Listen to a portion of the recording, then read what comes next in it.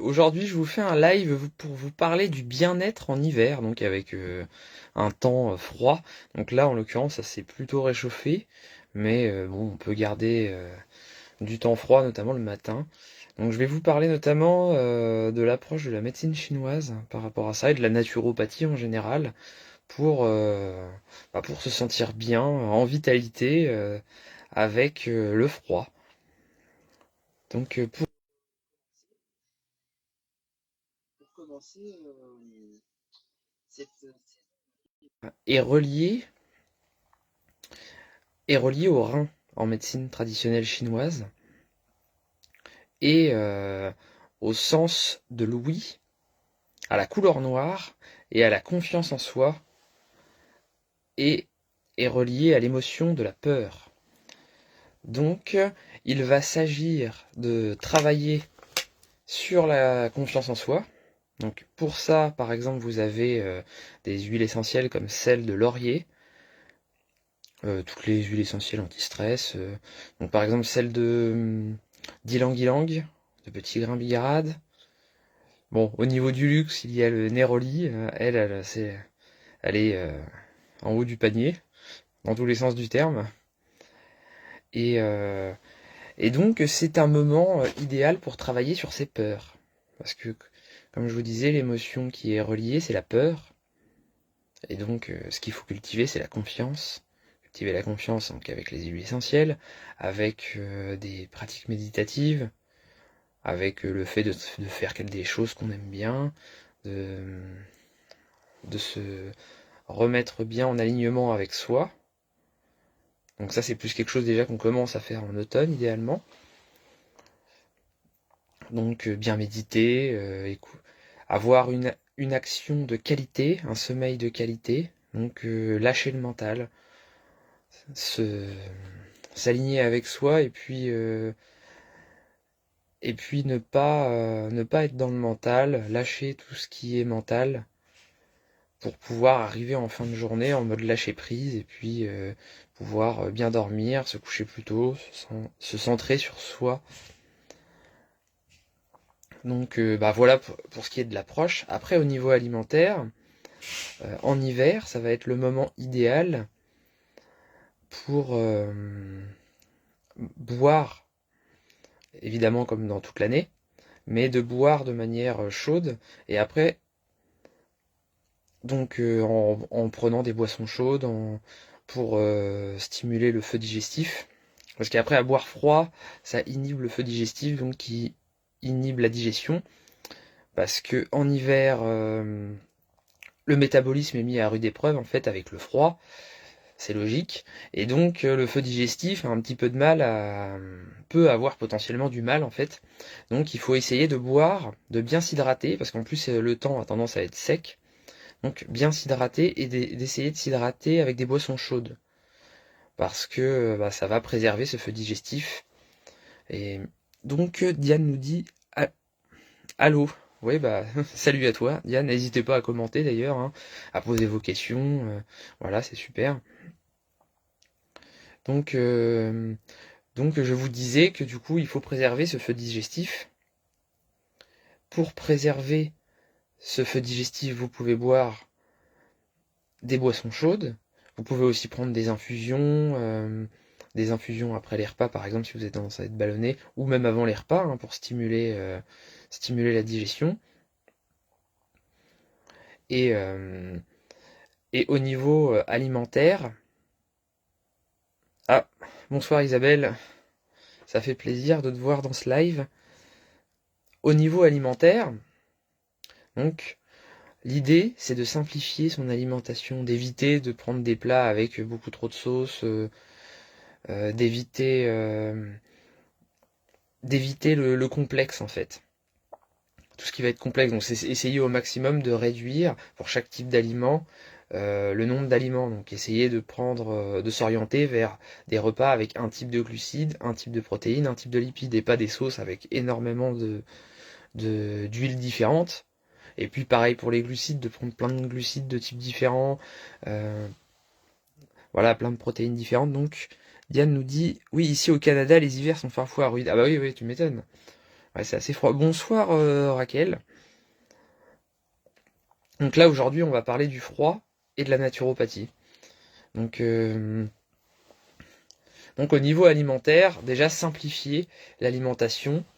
Parce que je vous disais que c'est un moment de retour à soi, c'est un moment qui doit être propice à la paix, à la confiance. Donc faut pas partir dans tous les sens au niveau alimentaire. Bien prendre le temps de manger en conscience, de réfléchir en fait à ce qu'on mange pendant qu'on le mange, mais sans forcément psychoter dessus, mais dans le calme, appréhender en fait. Parce que la digestion, ça commence déjà par l'idée de vouloir manger, l'odeur, et puis ensuite visualiser le repas, le manger. Donc il faut surtout prendre surtout quand il fait très froid, là encore ça va, hein, prendre des aliments de nature chaude ou tiède. Donc par exemple dans les aliments de nature chaude, il va y avoir le gingembre, la cannelle. Là, je vais dire chaud et tiède en même temps, hein, parce que dans les aliments de nature chaude, il y en a moins quand même. Ils sont pas forcément de saison aussi. Donc dans les aliments plutôt dits réchauffants, vous allez avoir tout ce qui va être gingembre, cannelle, ail, oignon, poireau, pomme. Bah bon, là c'est tiède, neutre. Fenouil quand on est en début d'hiver, là bon, là c'est plus trop de saison. Vous allez avoir aussi, en ce qui concerne les plantes, le thym, l'origan. Après, pour revenir sur les aliments, il y a aussi la carotte. Là, c'est de nature, enfin léger, hein, c'est un légèrement réchauffement. C'est très très léger. Au niveau des aliments, la pomme de terre. La pomme de terre, c'est le fromage aussi. C'est le bon moment aussi de consommer des champignons. Qui sont, bon, là, c'est légèrement réchauffant, les champignons. Donc, le riz aussi, assez c'est léger. Les œufs. Et en fait, je vous disais que c'est une saison. Et boire un bon bouillon d'eau. Ah oui, oui, oui, c'est le moment. Oui, bah justement, j'allais venir à ces histoires-là de bouillon, de soupe, etc. C'est, c'est le moment, je vous disais, de boire des boissons chaudes et donc d'alléger la digestion. Donc, par exemple, la soupe. La soupe, ça peut être bien justement pour le soir. Un bon bouillon d'eau, ouais. Du coup, oui, tout à fait. Et donc, bah, c'est le moment pour prendre des ragoûts. Au niveau des salades, j'en ai pas trop parlé. Il y a par exemple la laitue, le persil, qui sont intéressants. Et je vous disais donc que c'est aussi le moment de travailler sur ses reins, parce que cette saison est reliée aux reins, à la peur. Les reins sont reliés à la peur au niveau émotionnel. Et donc, bah, c'est le moment de prendre des aliments racines. Donc, par exemple, comme le salsifis, le panaïs, voilà. Et c'est aussi le moment de prendre des aliments qui vont être consistants. Donc, bah, tout à l'heure, je vous parlais de la pomme de terre. Voilà, pomme de terre, riz, légumineuses. Donc voilà, la mâche aussi. Oui, la mâche, par exemple, oui. Ouais, oui, c'est c'est une saison qui est propice à prendre de la mâche. Et en fait, faut éviter tout ce qui, enfin, les salades, vaut mieux les limiter en fait en hiver, parce qu'elles ont plus tendance, à part celles que j'ai dit avant, qui ont plus tendance à être refroidies, ont plus tendance à être entre guillemets réchauffantes. C'est pas non plus le réchauffement du siècle, hein, mais bon, ça, c'est quand même là. Eh bien, faut quand même les limiter les salades, enfin l'excès de salade. Donc vous pouvez, évidemment, ça veut pas dire qu'il faut pas en prendre du tout, hein, mais vaut mieux limiter. Donc voilà. Après, donc je vous parlais aussi des champignons. Les champignons aussi pour l'immunité. C'est des régulateurs immunitaires, c'est très intéressant. Et puis du coup, prendre des épices avant les repas par exemple. Il y a des plantes aussi qui peuvent être prises pour, euh, pour faciliter la digestion, hein, comme par exemple l'anis étoilé, euh, pour bien dormir, comme je vous parlais de lâcher le mental, ensuite la camomille. pour aussi faciliter la digestion. Voilà, hein, grosso modo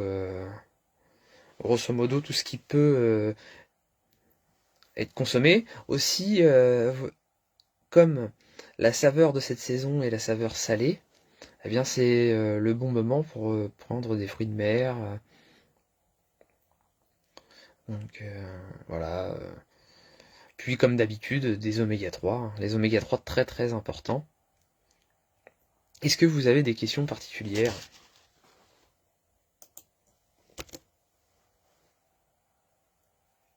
N'hésitez pas, hein, je suis tout oui si vous avez, justement, c'est la saison de l'ouïe.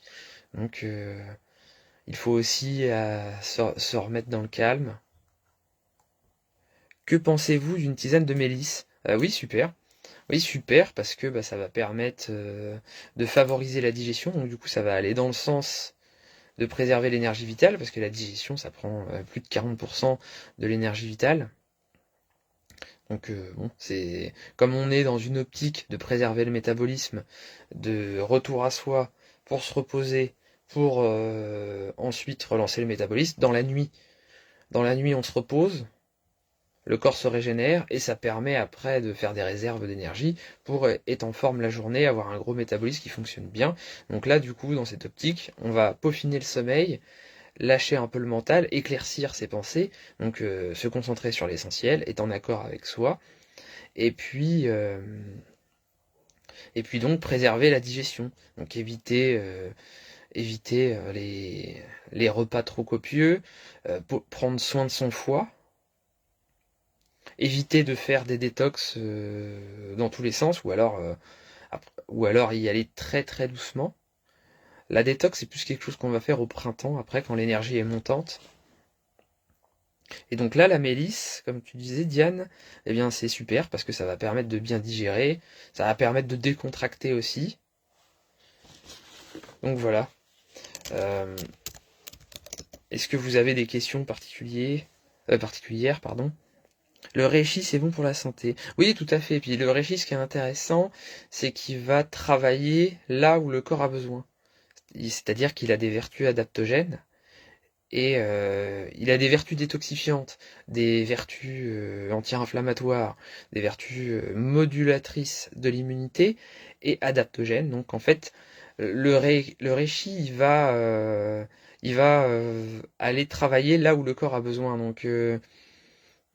Donc c'est pour ça que justement on remarque que les gens qui, selon les problématiques des gens, en fait, les gens qui vont prendre du reishi vont pas forcément avoir les mêmes symptômes s'ils prennent beaucoup de reishi. Parce qu'en prenant beaucoup de reishi, on peut avoir des symptômes de détox. Et donc, les gens vont pas forcément avoir les mêmes parce que leurs limites ne sont pas au même endroit. Donc là, Zaza Isabelle, tu nous dis, j'ai pris des jus de légumes avec un fruit dedans, j'ai considérablement augmenté mon taux de triglycérides et j'ai un foie un peu un peu gros. Que faire? Merci. Eh bien, déjà, ça va être de limiter tout, enfin de limiter, de, de veiller à avoir une bonne alimentation en graisse. Donc, tu dois pas réduire. Enfin, sauf si t'en prends trop de graisse, hein, évidemment. Tu dois, euh, Tu dois veiller en fait à prendre des graisses de qualité, éviter d'en prendre trop, et de veiller à tes bons apports en oméga 3. Donc bon, ça peut varier d'une personne à l'autre, ces apports-là, mais ils se situent à peu près aux alentours de 1 gramme par jour. Donc des oméga 3, vous pouvez en trouver dans les graines de chia, les graines de lin, euh, justement les poissons. Donc là aussi, bon après, il faut veiller à prendre des bons poissons, plutôt favoriser les petits poissons, favoriser les poissons élevés dans des élevages. Et donc pour les jus, effectivement, vaut mieux éviter de mettre de prendre des jus trop sucrés, hein. Le, le taux de fruits dans les jus, c'est à peu près 30%. Faut éviter de prendre plus. Donc il vaut mieux favoriser les jus de légumes. Bah, justement, j'étais en train de préparer une publication sur les épinards. Et les épinards, justement, aident beaucoup dans le foie gras. Donc là, justement, pour le foie, donc avec le taux de triglycérides qui a augmenté, aussi ce qu'il faut savoir, c'est que ce qui compte, c'est le mauvais cholestérol et pas que le LDL. Et puis ce qui va compter, c'est est-ce que ça te fait des plaques d'athérome au niveau des artères, etc. C'est ça qui est surtout important, parce qu'en fait, ce qu'il faut savoir, c'est que le gras, c'est un moyen anti-inflammatoire de base du corps. Donc quand on y a un trop gros taux de cholestérol, c'est que soit vous mangez trop de graisse, ce qui est souvent le cas du coup quand ça arrive, ou en plus peut-être qu'il y a un côté inflammation dans le corps qui est exacerbé, donc il faut travailler sur cette inflammation, donc par des oméga 3 par exemple. Donc là tu me dis que tu prends des oméga 3 en gélule, bah, c'est très bien. Derrière, après, tu peux prendre des mesures pour limiter l'inflammation dans ton corps par des habitudes d'hygiène de vie comme avoir un bon sommeil, bien digérer, donc éviter les excès. Parce qu'en fait, dans tous les cas, tu as besoin d'avoir du bon gras, c'est essentiel au bon fonctionnement de ton organisme. C'est juste qu'il faut limiter les excès. Donc là, par exemple, tu peux consommer des plantes qui protègent ton foie, qui aident à le détoxifier. Donc par exemple, une plante qui va être idéale, ça va être le romarin, qui va favoriser la transformation de l'excès de triglycérides en stéroïdes, qui va aussi qui va stimuler son élimination, qui va stimuler l'élimination du foie en général, donc de l'excès de gras, de l'excès de sucre, etc., qui va le stimuler, et, euh, et voilà, et ça va être assez multitâche, et en plus de ça, par le côté antioxydant, eh bien, ça va avoir une action pour faire baisser, antioxydant et anti-inflammatoire, ça va avoir une action pour faire baisser le cholestérol. Il y a des personnes qui fabriquent le cholestérol sans avoir une alimentation grasse. Oui, oui, oui, c'est pour ça que je disais que soit il y a excès de gras, en fait, ou soit il y a une problématique euh, en plus qui va se rajouter, et que, en l'occurrence, c'est souvent de l'inflammation. Alors, Diane, je n'avais presque plus d'acide, donc j'avais des problèmes de digestion. Oui, tu faisais de l'hypochloridrie en fait. Depuis, j'ai commencé avec le vinaigre de cidre, de pomme, à tous les jours, de la choucroute, du kombucha aussi. J'ai diminué. Alors attends, excuse-moi parce que je vois pas tout. Ah mince. Ah voilà, ça y est. J'ai aussi diminué le gluten, je prends aussi du magnésium et oméga 3, mon microbiote me dit merci. Mais oui, parce que si t'es en hypochloridrie, forcément que du coup, comme ça fait une grande partie de la digestion, bah, ça va te surcharger ton foie, ça va te surcharger ton pancréas, ça va te surcharger les intestins. Donc, euh, donc dans ces cas-là, t'as eu le bon réflexe avec le vinaigre de cidre qui aide à remonter justement cet acide chlorhydrique, parce qu'en fait, la question aussi, c'est pourquoi il y a une hypochloridrie. Donc, ça peut être pour plusieurs raisons. Donc, la première, ça va être que, en fait, les parois de l'estomac produisent de la mucine qui aide à protéger l'estomac de l'acide chlorhydrique. Donc, quand l'estomac est plus fatigué, il va produire moins de mucine. Et puis, du coup, il va être moins protégé contre l'acide chlorhydrique, donc il ne va plus supporter sa propre acide chlorhydrique. Donc, le corps va avoir tendance à diminuer, parce que le corps est intelligent, il va avoir tendance à diminuer l'acidité. Et après, ça pose un problème, puisque en plus de favoriser une bonne digestion, c'est aussi le premier rempart immunitaire, puisque bah, ça tue toutes les bactéries qu'il peut y avoir dans l'alimentation. Donc après, au niveau du microbiote, en plus que ce soit mal digéré, que du coup ça doit travailler plus dur dans les intestins pour digérer. En plus de ça, il peut y avoir aussi des pathogènes qui peuvent rentrer, et ça fait une pullulation bactérienne dans l'estomac. Donc là, dans ces cas-là, ce qu'il faut faire, c'est stimuler comme tu as fait avec soit des plantes amères, soit par exemple le vinaigre de cidre, quelque chose de piquant, d'acide, qui va favoriser une bonne digestion, enfin qui va favoriser les sécrétions digestives avant le repas. L'avantage du vinaigre de cidre, c'est l'estomac aussi, en plus de sécréter de l'acide chlorhydrique, il malaxe les aliments.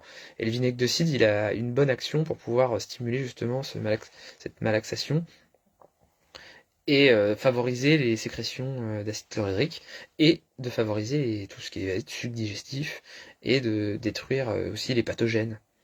C'est un anti-infectieux, le vinaigre de cidre. Donc voilà, en plus tu prenais du kombucha, enfin de la choucroute, donc des probiotiques, ça c'est très bien.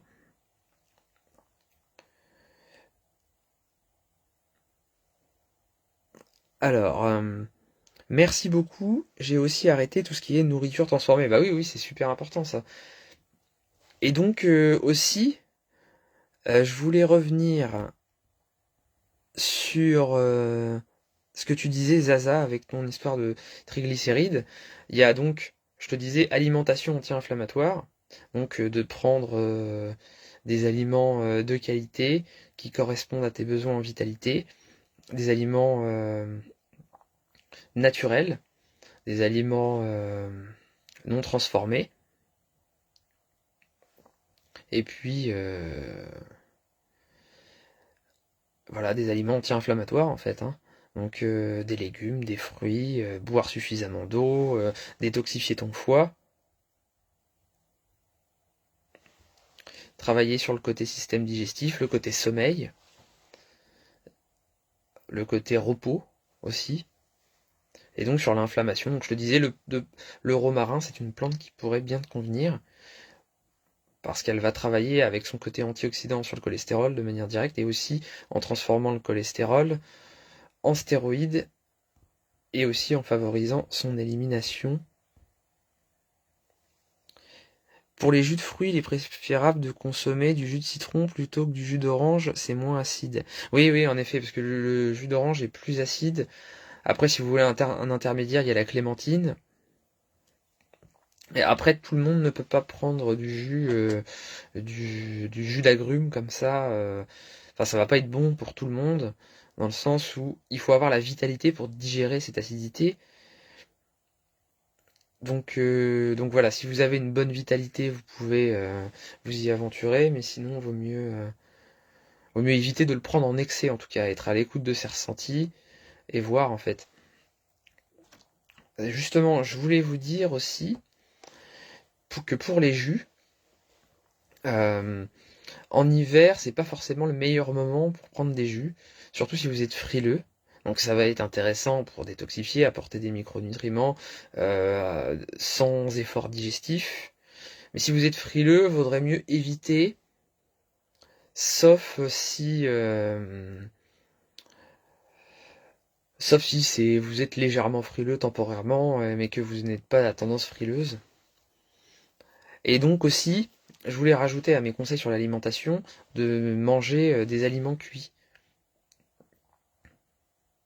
Justement pour le côté réchauffant et éviter d'être refroidi. Et la fameuse bête noire qui est toxique pour le corps, le sucre. Ah oui, oui, oui, oui, oui. Donc si vous prenez du sucre, autant que ce soit du sucre naturel, voilà, mais vaut mieux limiter. Donc, euh, donc voilà, donc pour les jus, en fait, si vous êtes frileux, vaut mieux éviter, limiter ou en prendre une fois la semaine, une fois toutes les 2 semaines à la rigueur. Et si par contre vous avez tendance à avoir tout le temps chaud, là vous pouvez y aller sur les jus, il n'y a pas de souci. Voilà donc j'ai fait le tour. Est-ce que vous avez des questions?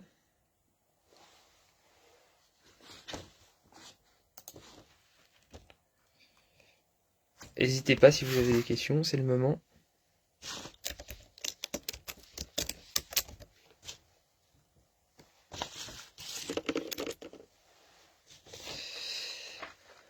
Vous n'avez pas de questions?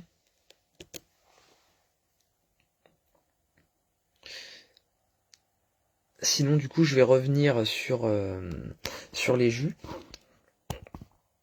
en vous parlant de ma formation sur les jus donc en ligne que j'ai appelée la jusothérapie. Donc dans cette formation vous apprenez à utiliser les jus euh, selon votre vitalité, vos objectifs et vos besoins. Donc c'est une formation qui est pour les thérapeutes ou pour les particuliers, les deux. Et donc vous apprenez à réaliser vos cures de jus selon votre vitalité à vous, vos objectifs et vos contraintes. Donc à savoir que une personne qui a une grosse vitalité et une personne qui a une faible vitalité vont pas avoir les mêmes besoins et vont pas avoir les mêmes cures de jus à prendre pour que ce soit positif.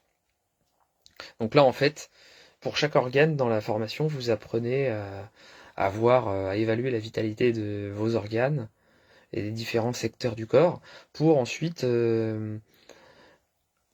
pouvoir adapter en fait. Il y a tout un tas de questionnaires et d'explications. Et puis du coup, vous adaptez euh, en fonction des résultats que vous avez des conseils spécifiques et donc des choses à axer et des choses à ne pas faire. Et donc après, ça vous dit comment, ça vous oriente, vous guide pour établir votre cure et ça vous apprend à vous-même faire des cures par vous-même pour vous et vos proches. Et donc du coup, pour les thérapeutes, ça les aide à établir des cures de jus pour leurs clients et puis pour vous, ça vous aide à savoir comment faire vos cures de jus en temps réel et aussi à créer des cures de jus pour vos proches. Donc, euh, donc voilà, et en plus de ça, en fait, cette formation relie le scientifique et le traditionnel. L'idée que j'ai eue quand j'ai fait cette formation, c'était de relier les deux, de faire à l'image de l'aromathérapie, de la gémothérapie, où pour chaque jus, pour chaque huile essentielle et donc bourgeon, il y a les propriétés, les indications, les contre-indications. Donc là, vous avez ça. Et puis donc pour chaque jus, où j'ai recensé, j'ai fait un gros travail de recherche de plusieurs années pour recenser les molécules qu'il y avait dans les jus. Ces molécules-là enfin, sont connus scientifiquement et plein d'études ont été recensées qui expliquent leurs vertus, par exemple anti-inflammatoire, antispasmodique, analgésique, etc., etc. Et donc en fait, j'explique les propriétés et indications des jus en fonction de leur composition. Parce que la composition des jus n'est pas forcément super bien connue et super travaillée. Il n'y a pas beaucoup de recherches, et enfin surtout de qualité. Et donc moi j'ai fait un gros travail pour tout recenser, voir celles qu'il y avait, parce que dans une huile essentielle, il y a plus de 200 molécules. Vous tapez une huile essentielle comme ça, vous tapez composition, vous allez trouver tout de suite la carte d'identité biochimique. Alors que pour un jus, bon, à part de dire qu'il y a du lycopène dans la tomate, des caroténoïdes dans la carotte, ça va pas aller bien loin. Alors qu'une huile essentielle, c'est 200 molécules en gros, minimum, et que l'huile essentielle, ça représente 1% du jus, à peu près. Donc dans un jus, vous avez plus de 4000 molécules largement. Encore 4000 molécules connues. Donc, euh, donc moi j'ai fait un gros travail pour voir toutes les molécules qu'il y avait, pour aller au-delà des poncifs, des stéréotypes, donc des caroténoïdes, du lycopène, etc. Et donc j'ai recensé pas mal de molécules justement pour expliquer les effets. Et donc il y a aussi bon là encore mieux, des études qui carrément disent que tel jus fait tel effet ou tel autre effet. Voilà, est-ce que vous avez des questions?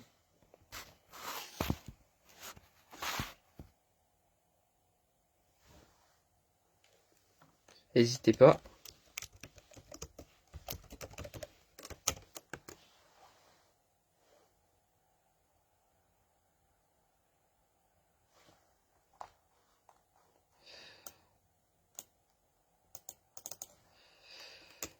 Pas de questions?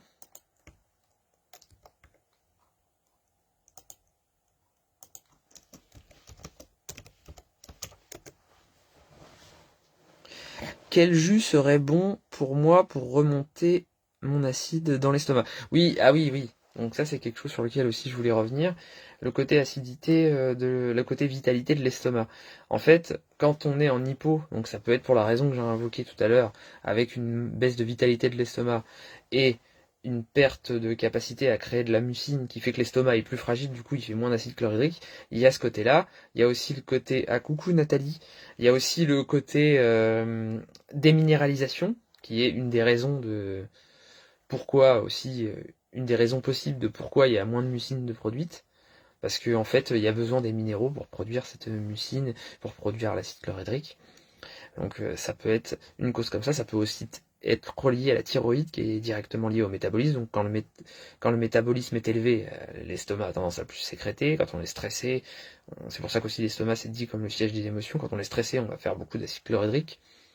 Et donc quand on est en hypo, en hypothyroïdie, pardon, eh bien l'acide chlorhydrique a tendance à descendre aussi. Donc là, la stratégie, ça va être de prendre des jus qui sont apaisants. Par exemple, il y a des épinards, le jus d'épinard, donc de prendre des jus super apaisants, donc du jus d'aloe vera, épinard, concombre, et de prendre des jus minéralisants. Donc dans les jus minéralisants, bah là vous avez tout ce qui va être légumes, etc. Ça va reminéraliser l'estomac, et donc pour remettre le côté acide chlorhydrique à flot, ça va être intéressant de prendre des plantes amères dans les jus. Vous pouvez mettre par exemple du pissenlit ou donc en petite dose, et de prendre des plantes qui vont être bonnes pour la digestion en fait en général. Donc par exemple pomme, carotte, épinard. L'épinard va bien apaiser l'estomac, le reminéraliser. Là c'est la saison. Ça va être un jus du système digestif. Il faut juste éviter le jus d'épinard quand on a des selles trop molles, ou enfin des selles trop liquides ou des tendances à la diarrhée, parce que c'est beaucoup riche en eau, donc ça peut amplifier le problème. Donc là, ça va plus être quelque chose à prendre quand on a tendance à avoir de la constipation, des selles sèches, voilà. Donc tout à l'heure, je manque beaucoup de légumes présentement, comme le brocoli et la roquette. La roquette, c'est piquant. Voilà, très bon exemple aussi de ce qui peut bien relancer l'estomac, quelque chose de piquant. Parce que il y a la mer pour les sécrétions digestives, et il y a le piquant pour le côté sécrétion digestive. Donc là, par exemple, tu prends du vinaigre de cidre. Le vinaigre de cidre, c'est super. Donc moi, je te dirais vinaigre de cidre. Et puis au niveau des jus, de prendre des jus avec du piquant, donc du gingembre. Tout ce qui va être épice, ça remonte à fond. Mais le problème, c'est que ça faut pas non plus trop piquer, parce qu'il faut pas attaquer l'estomac. Donc faut en mettre un petit peu, mais pas trop. Faut que toi tu sois à l'écoute pour voir les doses qui te conviennent ou non. Donc voilà, tu mets des petites doses de gingembre dans tes jus par exemple, et puis tu mets des jus reminéralisants comme la roquette. Tout à l'heure on parlait de la mâche. La mâche, en fait, comme je disais, la mâche c'est refroidissant. La roquette, elle va plus être réchauffante. Donc là, en hiver, vaut mieux prendre des salades qui réchauffent, comme celle que j'ai dit au début. Voilà, brocoli, roquette, c'est bien. Et donc, oui, Nathalie, du coup, tu nous as fait coucou. Enfin, tu m'as fait coucou. Mais du coup, je disais tout à l'heure que en hiver, c'était le moment de revenir à soi, de lâcher le mental pour un repos total, et puis parce que pour avoir un bon métabolisme, faut qu'on soit capable de lâcher prise.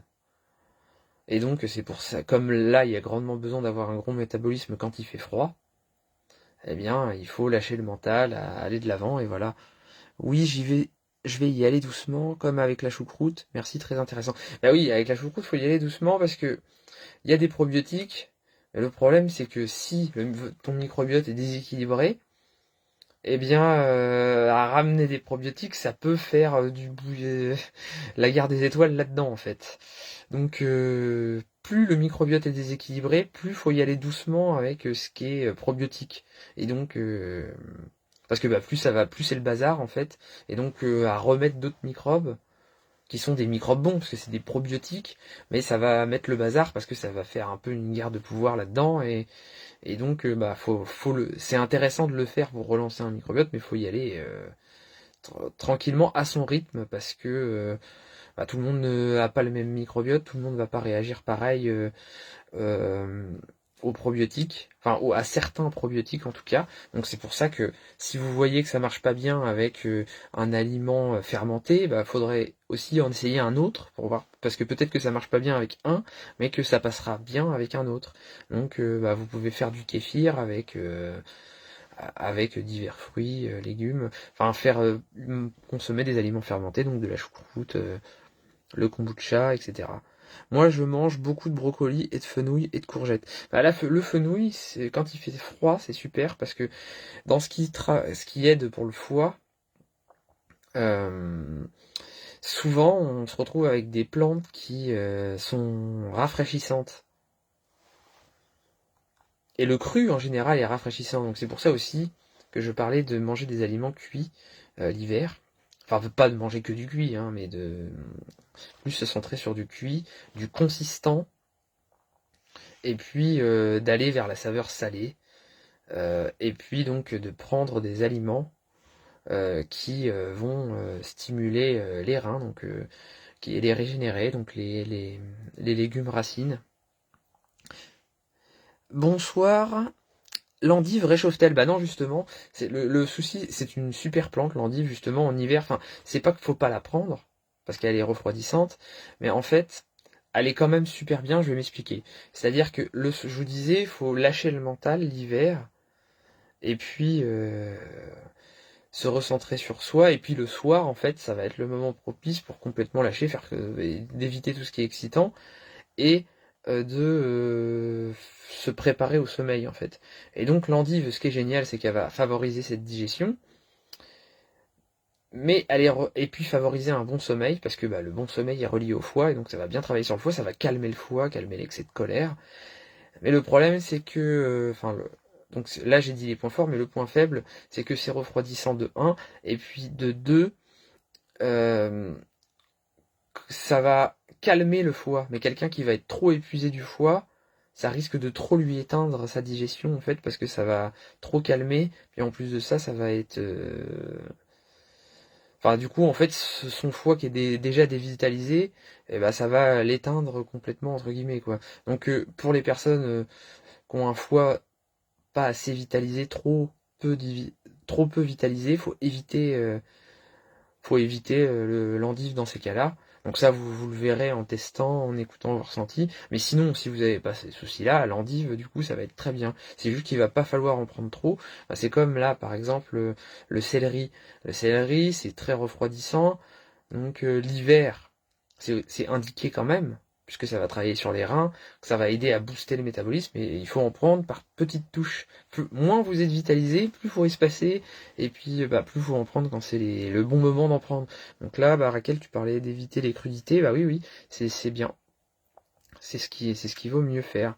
Et donc je vous disais, oui, que c'est le moment du retour à soi, l'hiver, et que bah, donc Nathalie m'a dit bonsoir, bah justement vous pouvez aller voir Nathalie qui est sophrologue, si vous avez besoin de vous détendre, c'est parce que vous êtes stressé, vous avez une problématique, vous avez besoin de reprendre confiance en vous, parce que c'est le moment de reprendre confiance en soi, de travailler la confiance. Donc voilà, bah, donc vous pouvez aller la voir. Voilà. Euh, et donc le fenouil, c'est très intéressant parce que c'est de nature tiède, ça a tendance à être un petit peu réchauffant, assez légèrement. Et puis la courgette, ce qui est bien, c'est que c'est consistant en fait. Et puis bah, oui, c'est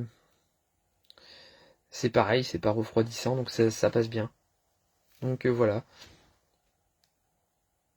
Et puis aussi consommer des aliments de noirs, parce que je vous disais que c'était le noir était la couleur de cette saison. Donc favoriser les aliments de couleur noire, donc par exemple les olives. Et en ce qui concerne les jus, donc à limiter, pas à supprimer. Là, il commence à faire un petit peu moins froid, donc les jus sont encore bien. Enfin, même quand il fait froid, en fait, vous pouvez prendre des jus, c'est juste qu'il faut euh, limiter les jus de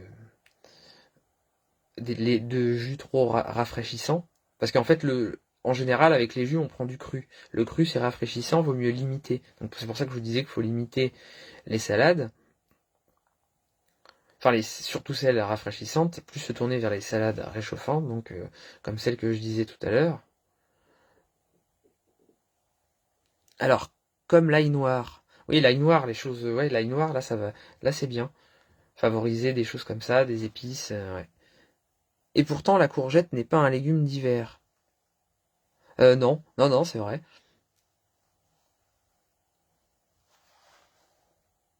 Le corps parle, et si on a l'habitude de l'écouter, on arrive à bien réguler son système digestif. Oui, ça c'est très important. D'ailleurs, dans tous les conseils que je vous dis, euh, si vous avez une habitude qui est dite mauvaise, entre guillemets, mais que vous avez toujours fait comme ça, bah, c'est aussi un facteur important à prendre en compte.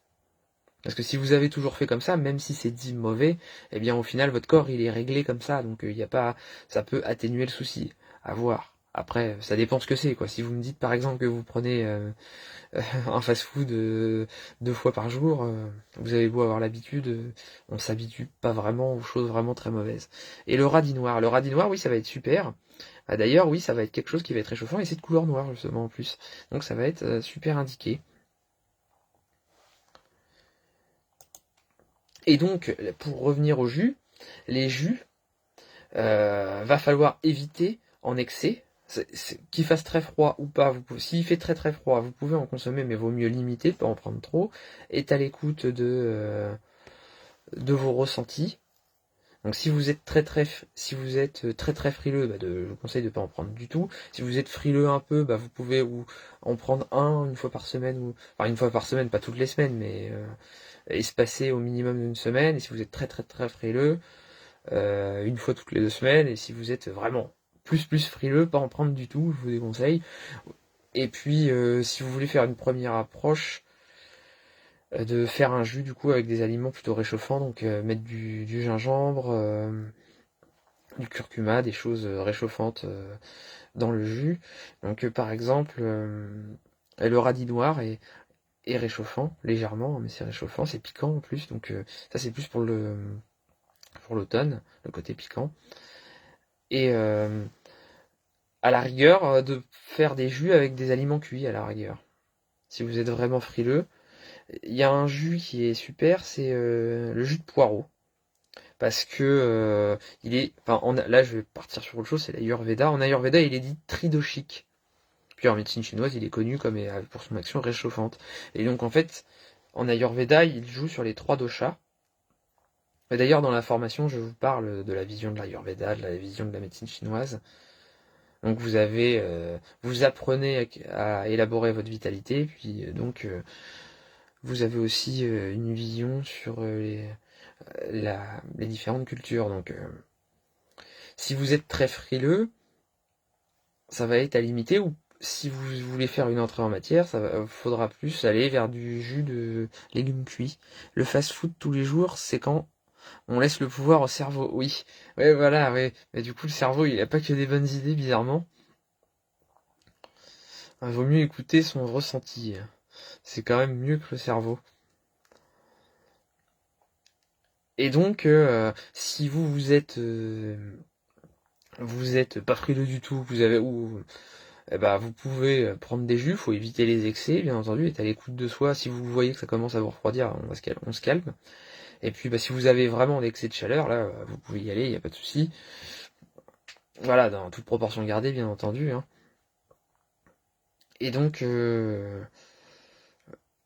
voilà, quand il fait très très froid, après quand il fait moins froid, là, vous pouvez y aller un peu plus sur les jus.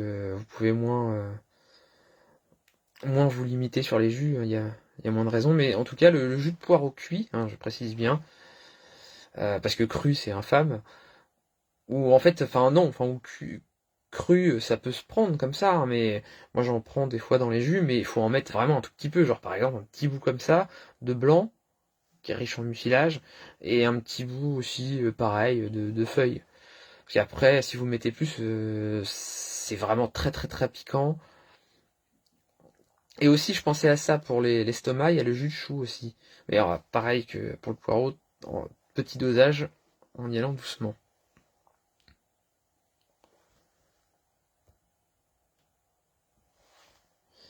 Voilà, alors est-ce que vous avez des questions? Ouais, le cerveau, c'est notre pire ennemi, ouais. Ouais, complètement.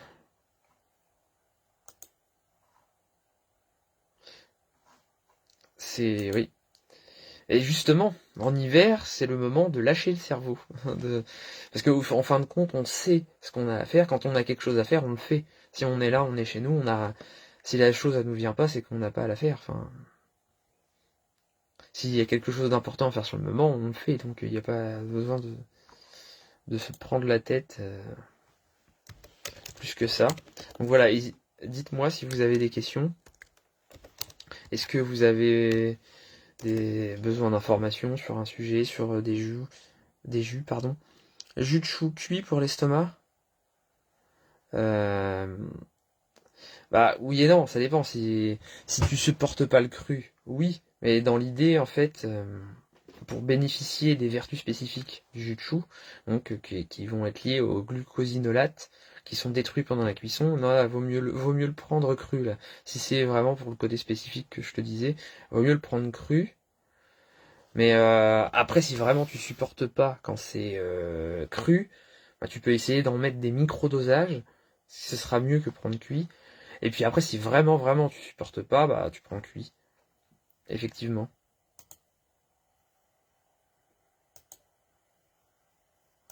Donc voilà. Alors, Sylvie Delestre, bonsoir Jérôme, bel anniversaire. Bah merci, merci à vous. Enfin, merci à toi Sylvie. Donc ouais, merci. Vous avez été nombreux à me souhaiter mon anniversaire, c'est gentil. Donc voilà.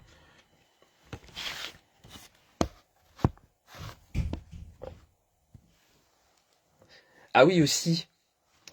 Euh, Ok, merci, je supporte la salade de choux, donc le jus, ça ira. Oui, après déjà, en limitant, moi je te conseille plutôt de limiter la quantité. Puis après, si tu vois que vraiment tu supportes pas, tu peux le prendre cuit. Mais cuit, tu vas garder les composants pour la détox hépatique, ce qui sera déjà bien. Et puis, ça va quand même aider à la digestion. Ça va quand même, ça va quand même aider, mais c'est en fait, t'auras détruit bah, le gros de ce qui fait que ça va aider à régénérer les parois. Après,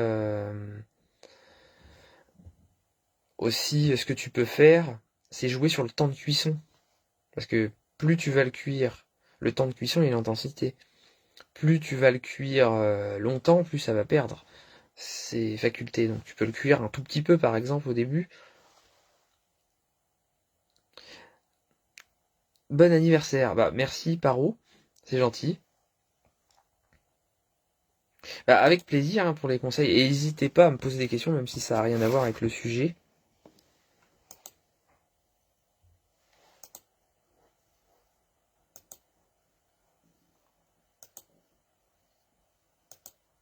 Donc, avez-vous d'autres questions?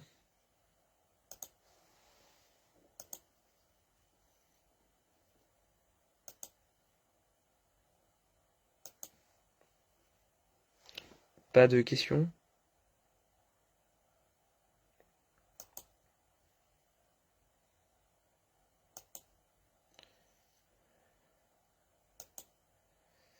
Voilà, n'hésitez pas hein, si vous avez besoin. Je suis là pour ça.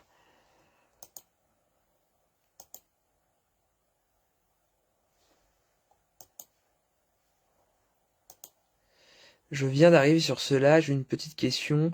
Le jus de chou lacto-fermenté est-il bon pour l'estomac ou les intestins? Ah, en fait, comme tout, c'est la dose qui fait le poison.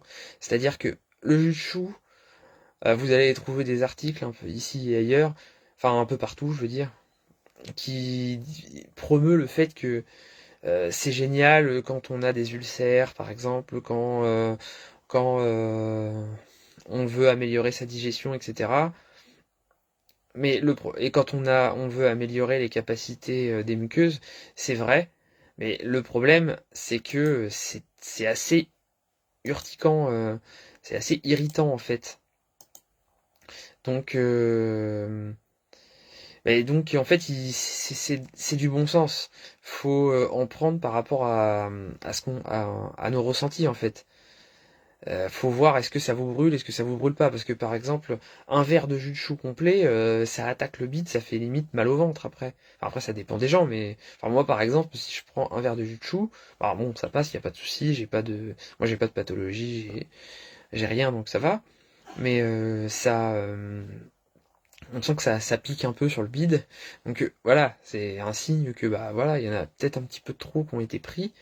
Donc voilà, il vous faut être à l'écoute de vos ressentis et adapter le juste dosage. Donc moi ce que je conseille au début pour commencer, c'est de prendre un fond de verre de jus de chou et puis mettre d'autres jus avec en fait tout simplement.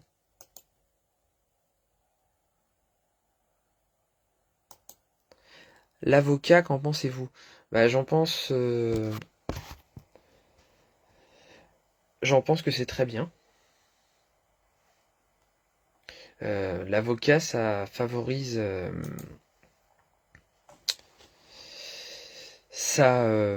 apporte des bonnes graisses, c'est très bien, surtout le matin. Seulement, enfin après, à part le côté transport et tout, c'est transporté, que c'est pas local quoi. Mais l'avantage de l'avocat, c'est que c'est une graisse, comme on parlait de l'importance en hiver de prendre du bon gras. Eh bien, c'est une graisse qui n'est pas acidifiante, parce que je parlais aussi tout à l'heure de l'alimentation anti-inflammatoire, donc éviter l'acidité. Il y a l'alimentation alcaline aussi, qui est à prendre en compte, en plus de l'alimentation anti-inflammatoire, quand on veut limiter le taux de cholestérol. Donc euh, là, c'est intéressant, parce que déjà, c'est pas acidifiant, de un, de 2, ça fait des bonnes graisses, de 3, il y a des bonnes protéines en plus. Et puis aussi, tout à l'heure, je parlais du romarin pour le cholestérol. Je disais qu'il stimule la transformation du cholestérol en stéroïdes utilisables par le corps. Mais aussi, il va favoriser la transformation du cholestérol en sels biliaires. Moi, j'en mange quasiment un par semaine. Ouais, de l'avocat. Oui. Ah bah c'est super, mais c'est un superbe aliment pour le petit déjeuner, parce que le petit déjeuner, l'idéal, c'est d'avoir des bonnes graisses, des bonnes protéines. Bon, il n'y a pas d'oméga 3, mais bon, il y a quand même des oméga 9. Après, vous pouvez avoir des oméga 3 autrement. Bon anniversaire, Jérôme, c'est vrai que je les zappé. Bah merci, c'est gentil. Ah bah l'essentiel, c'est d'y penser. Mieux vaut tard que jamais, il n'y a pas de souci. Mais de toute façon, c'était aujourd'hui. Donc voilà, est-ce que ça te va comme réponse, Sylvie, pour le chou? C'est-à-dire que en fait, faut que tu y ailles à ton rythme et que tu vois, tu commences doucement et puis tu vois ce que tu supportes ou pas. C'est très bon justement pour l'estomac, pour régénérer les parois, pour comment dire, pour éliminer les gaz, parce qu'on dit que le chou ça peut créer des gaz, mais en fait non, c'est juste que ça élimine, ça met en mouvement les gaz qui sont stagnants, mais qui étaient déjà là, mais qu'on voyait pas parce qu'ils étaient stagnants. Donc, mais ça crée pas de gaz, justement, au contraire, ça les enlève. Et toi, en plus, tu rajoutais la notion de fermenter, bah, c'est encore mieux, fermenter, il y a encore plus de vitamines. Donc oui, c'est génial. Où trouve-t-on plus de protéines végétales? Le plus de protéines végétales, bah, c'est dans le soja, en règle générale, dans les légumineuses. Ouais, et les légumineuses, euh, donc dans les lentilles par exemple. Après, ça peut être difficile à digérer, donc il faut les introduire progressivement. Donc ça aussi, c'est des aliments très intéressants à prendre en hiver quand il fait froid. Et je vous disais aussi, ce qui est important, c'est la notion de saveur salée. Donc évidemment, faut pas y aller à outrance, hein, mais voilà, s'orienter vers du salé. Et, euh, et voilà, tu parles du fromage, oui, c'est quelque chose de très bon à prendre, le fromage l'hiver, consistant, au petit-déj. Puis c'est un très bon moment pour consommer du fromage le matin. C'est le meilleur moment de la journée. Parce que le matin, le corps fait son cholestérol vers 10 heures à peu près. Et puis, oui, tu me parles du quinoa. Oui, bah justement, c'est un très bon moment pour consommer des céréales, oui. Euh, enfin, des céréales. Ouais, du quinoa, des noix, par exemple, les noix, des oléagineux.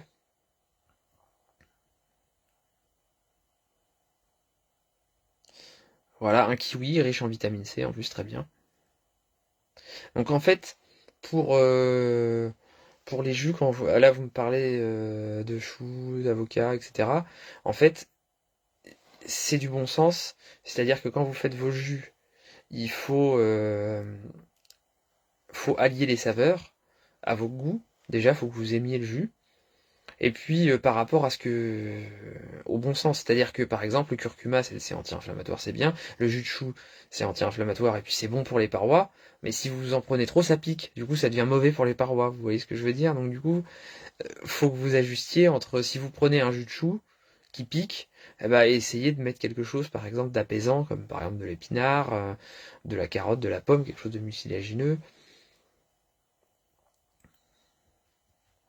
Donc voilà. Mais le quinoa, c'est très bien, c'est juste que faut éviter les mauvaises associations.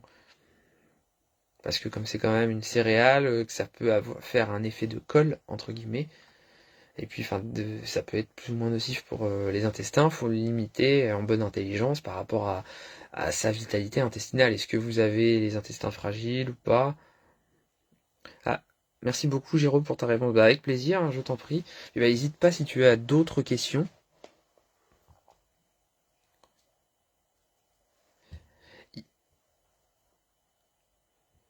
Notamment si vous avez des questions sur les jus.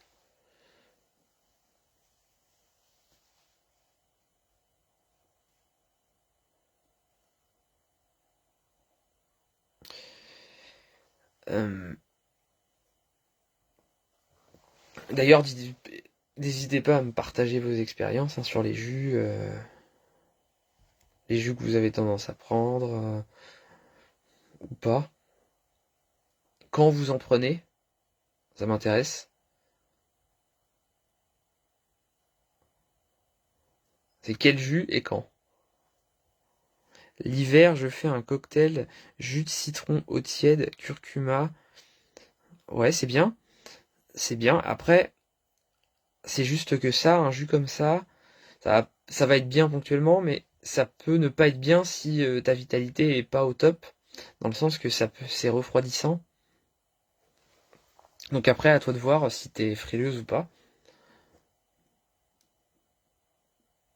Allez, en eau tiède, c'est bien. Ouais, t'as précisé eau tiède. Ok, ouais, ça c'est bien.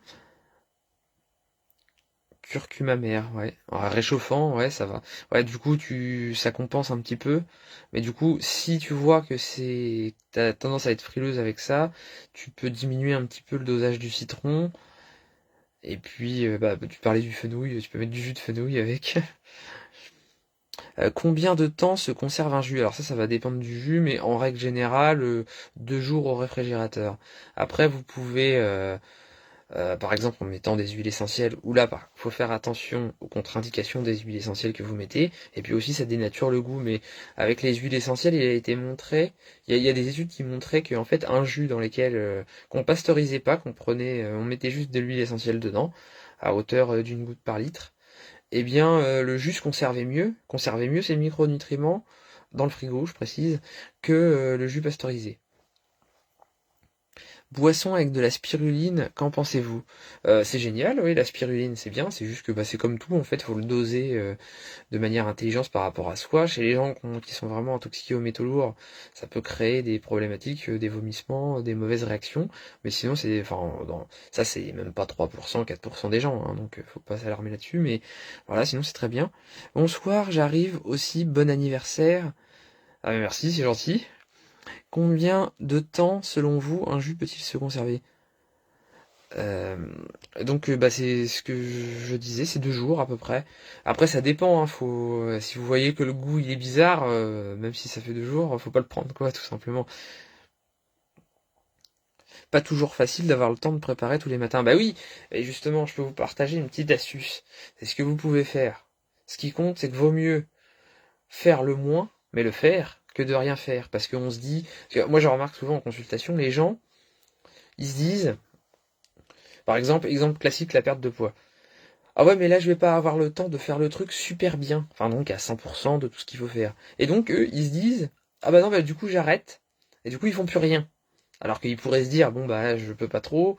Ouais, bah, je vais être à 80%, puis après, je vais revenir. Ou alors, carrément, je vais pas le faire 2, 3 jours parce que, bah, je peux pas, j'ai un séminaire ou je sais pas quoi. Et après, je reprends. Bah non, il y a des gens qui, du coup, arrêtent. Parce que dans cette quête de la perfection, à vouloir faire le mieux, bah, on fait rien. Donc du coup, dans ces cas-là, il vaut mieux prendre des mesures et t'ancrer dans ce qu'on veut toujours faire. donc à savoir consommer des jus, veiller à son bien-être, et se dire, bah voilà, je vais m'organiser comme ci, comme ça, peut-être je pourrais pas ceci ou cela, mais c'est pas grave, au moins comme ça j'aurai un minimum acquis. Donc là, en l'occurrence, pour les jus, je vais vous partager une petite astuce, c'est de se dire des jours où vous préparez vos jus. Comme ça peut se conserver 2 jours au réfrigérateur, eh bien, déjà, vous pouvez ajouter des aliments qui favorisent la conservation, donc je parlais des huiles essentielles. Donc moi, je conseille plus celle de citron, mais après, ça dépend des contre-indications. Il y a des gens pour qui il vaudrait mieux éviter les huiles essentielles, voilà. Mais pour ceux qui peuvent, vous pouvez utiliser, ça favorisera la conservation. Mettre du jus de citron, par exemple, dans les jus, du jus d'agrumes qui favorise, il y a des conservateurs, hein, l'acide citrique notamment. Et vous vous dites, par exemple, le mercredi, je fais mon jus. Vous faites une demi-heure de jus, donc vous faites un bon 1 litre, 2 litres. Puis après, le dimanche, en famille aussi, vous pouvez vous faire votre jus. Ça vous prend 1 heure, si vous faites, après ça dépend de la quantité, mais vous calez une demi-heure le mercredi, une demi-heure le dimanche. Le du mercredi, ça vous fait votre jus du coup du mercredi, jeudi, vendredi. Et puis bah bon, après vous pouvez garder un peu de jus pour après. Vous voyez, si vous avez mis de l'huile essentielle, normalement c'est encore bon. Et voilà, vous faites 2 sessions de jus, comme ça vous avez du jus tout le temps en fait.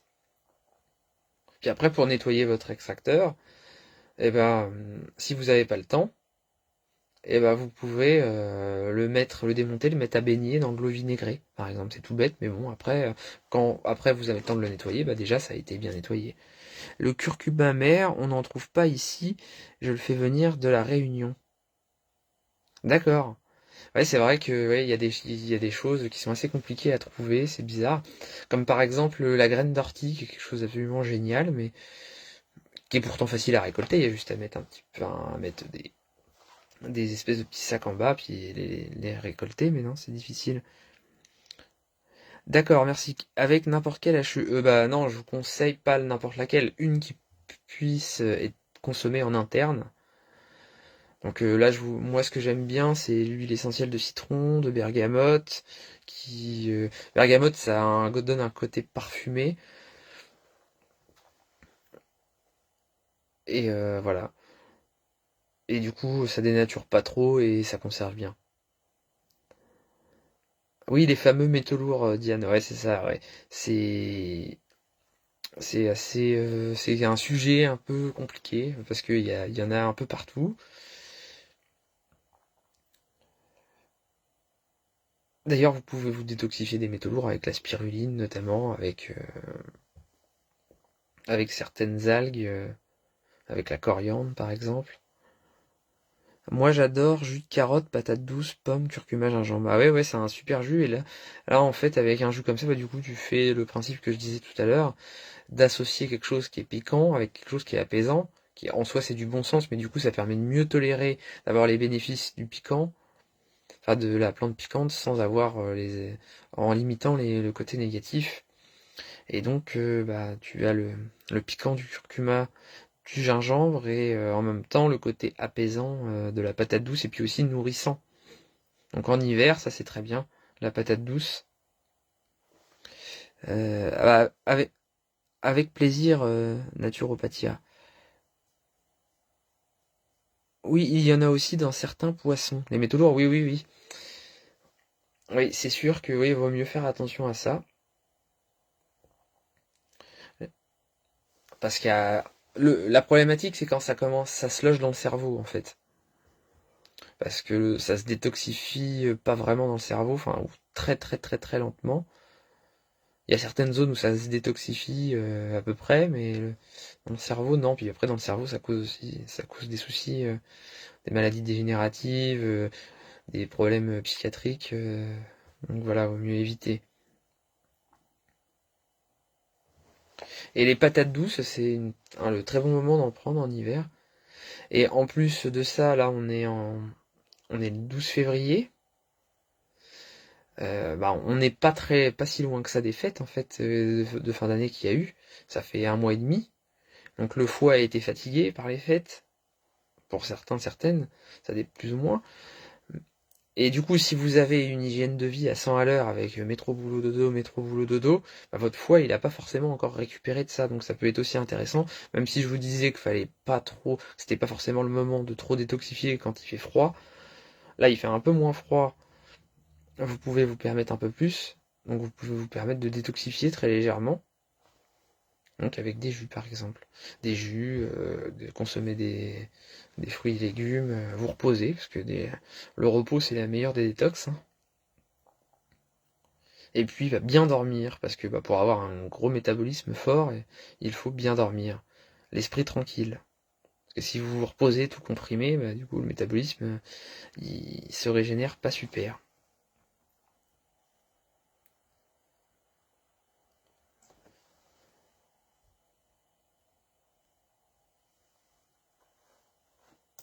Voilà, est-ce que vous avez d'autres questions sur des sujets, sur.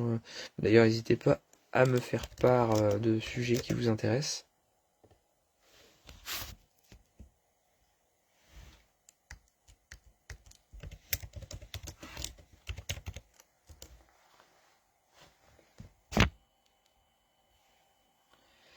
Peut-on prendre le même jus tous les jours pendant plusieurs mois? Moi, je déconseille. Vous pouvez, hein, mais l'avantage c'est que après le problème c'est que, enfin l'avantage c'est que votre corps il sera fait à ce jus, mais le désavantage qui va avec l'avantage, c'est que votre corps il va s'habituer, puis au final à la fin ça servira plus à rien.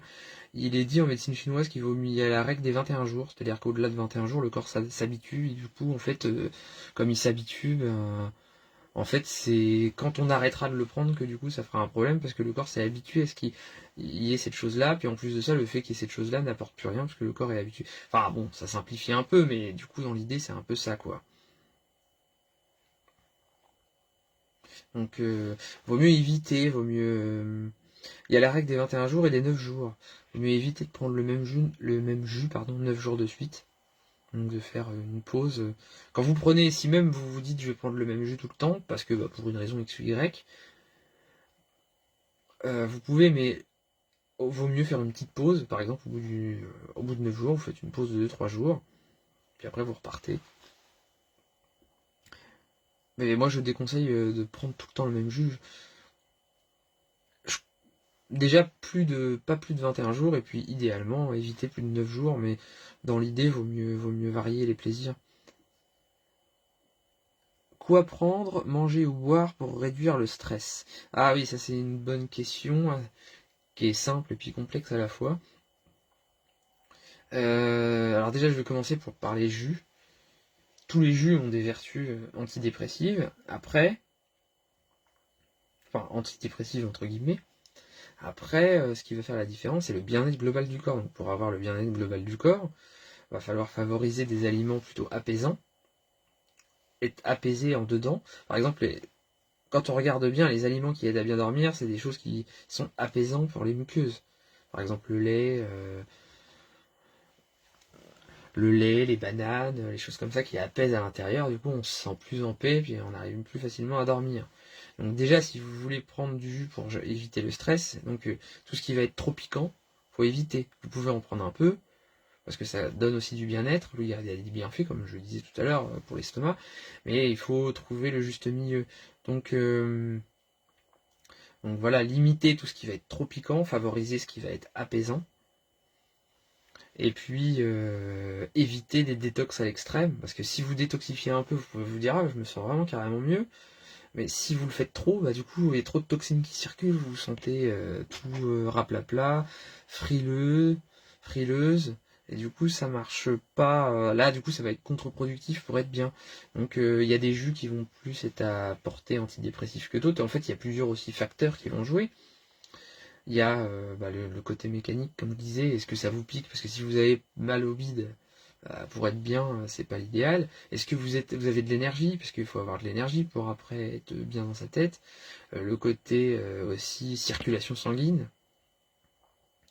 Parce que est-ce que c'est du stress tout bêtement? Est-ce que c'est de la dépression? Si c'est de la dépression, bah, favoriser une bonne digestion, éliminer l'excès de toxines et améliorer la circulation, parce que dépression, manque de pression, puis à régénérer le système hormonal. Vous voyez, ça va pas forcément être les mêmes stratégies selon le cas. Est-ce que c'est une dépression? Est-ce que c'est parce que justement vous êtes trop vitalisé, entre guillemets, parce que si vous êtes trop stressé, c'est que il y a déjà le début de dévitalisation. Et si vous êtes en surplus d'énergie, trop énergisé, et ça vous oppresse, vous avez mal à la tête, ça va pas être pareil que quelqu'un qui est tout raplapla et qui, du coup, a les systèmes digestifs qui fonctionnent au ralenti, tout est au ralenti.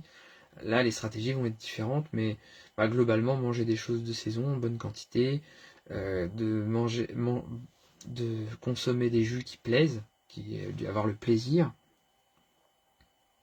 et, euh, et puis pour les aliments, pareil, après c'est spécifique aux besoins de ton corps, donc là c'est l'intérêt d'aller voir un naturopathe, comme moi par exemple, ou un autre naturopathe, pour établir les points forts, les points faibles et ce dont tu as besoin pour aller mieux. Parce que peut-être toi tu as besoin de telle ou telle chose pour équilibrer ton bien-être, et alors que le voisin, lui, s'il prend cette telle ou telle chose, ça sera pas bon pour lui, ça sera très mauvais parce que il est en excès dans ces domaines-là, par exemple. Donc voilà. Alors, je regarde vos commentaires. Ok, merci. Comment savoir quels jus sont bons pour nous? Sur quels critères se baser? Ah oui, c'est une bonne question. Justement, c'est le sujet que j'aborde dans ma formation sur les jus. Savoir qu'il y a tout un chapitre, qui est le gros de la formation, qui parle de vitalité, qui vous apprend à établir votre vitalité globale, en donnant plein d'explications sur le pourquoi de la vitalité, ce que c'est, etc., comment on la mesure, comment on l'analyse, parce que faut pas juste se référer aux symptômes. Il y a tout un tas de questions, il y a des questionnaires, il y a tout un tas de questions pour mesurer la vitalité organe par organe. Et en fonction des réponses que vous mettez, du score que vous avez, ça vous explique il y a aussi des explications pour analyser ce questionnaire, donc je vous apprends à analyser ce questionnaire. Vous avez des conseils qui sont donnés en fonction du score que vous avez. Est-ce que vous êtes très vitalisé, pas assez, etc. Il y a plusieurs indications. Ça vous dit des choses à faire, hop, et à ne pas faire. Et donc après, quand vous faites ça sur tous les organes, dans tous les aspects, et bien du coup, ça vous donne de grandes indications sur comment composer vos cures, quel jus prendre, quel jus ne pas prendre, et quel jus limiter, euh, et en quelle quantité prendre ces aliments-là. En fait, pour répondre à ta question, eh bien, comment savoir lesquels sont bons pour nous, en se référant au terrain. Est-ce que, euh, par exemple, truc tout bête, est-ce que tu as un terrain trop acide ou pas assez acide, par exemple, parce que, je parle pour le système digestif là. Par exemple, si ces derniers temps tu mangeais plein de choses super acides, donc là, je parle juste d'habitude. Après, on peut parler aussi de constitution, il faut refaire les deux. Donc là, je vais te dire le cas de l'habitude. Tu ne fais que de manger des charcuteries tout le temps. T'as un terrain trop acide. Tu seras mieux à prendre des jus qui vont basifier en priorité. Et donc, c'est pas grave si tu prends des jus acides, il n'y a pas de souci. Enfin non, justement, ça va être un souci. Et il vaudra mieux basifier. Alors qu'au contraire, si tu as une alimentation super basifiante, tout ça, tu pourras prendre des jus de citron, il n'y a pas de souci. Et donc ça c'est sur l'habitude. Et après il y a sur ton terrain. Est-ce que tu es en déminéralisation, en acidose, entre guillemets, au niveau digestif? Donc là, si c'est le cas, voilà, favoriser des jus plutôt alcalinisants et d'autres et éviter ceux qui sont acidifiants. Donc ça c'est un exemple en fait. Tu vas faire pareil sur à peu près tous les organes. Tu vas te poser des questions pour voir si tu as une bonne vitalité au niveau de l'organe, que ce soit le pancréas, la rate, l'estomac, etc. Et en fonction de ta vitalité pour chaque organe, il y a des jus qu'il faudra que tu limites.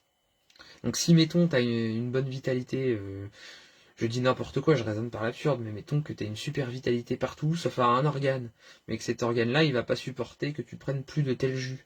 Du coup, en général, il faudra que tu limites, tu te réfères à l'organe le plus faible. Parce que sinon, tu vas empiéter sur cet organe-là et ça va vraiment pas être bon. Alors, J'ai fait aussi quelquefois des cures de jus de légumes, biota, Bruss, sans rien manger, et ça met le foie au repos. On a une pêche d'enfer, mais il faut avoir la volonté. Ah oui, les cures de Bruss, oui, oui. Oui, ça c'est des. Ouais, c'est. Il y a beaucoup de carottes, betteraves d'ailleurs.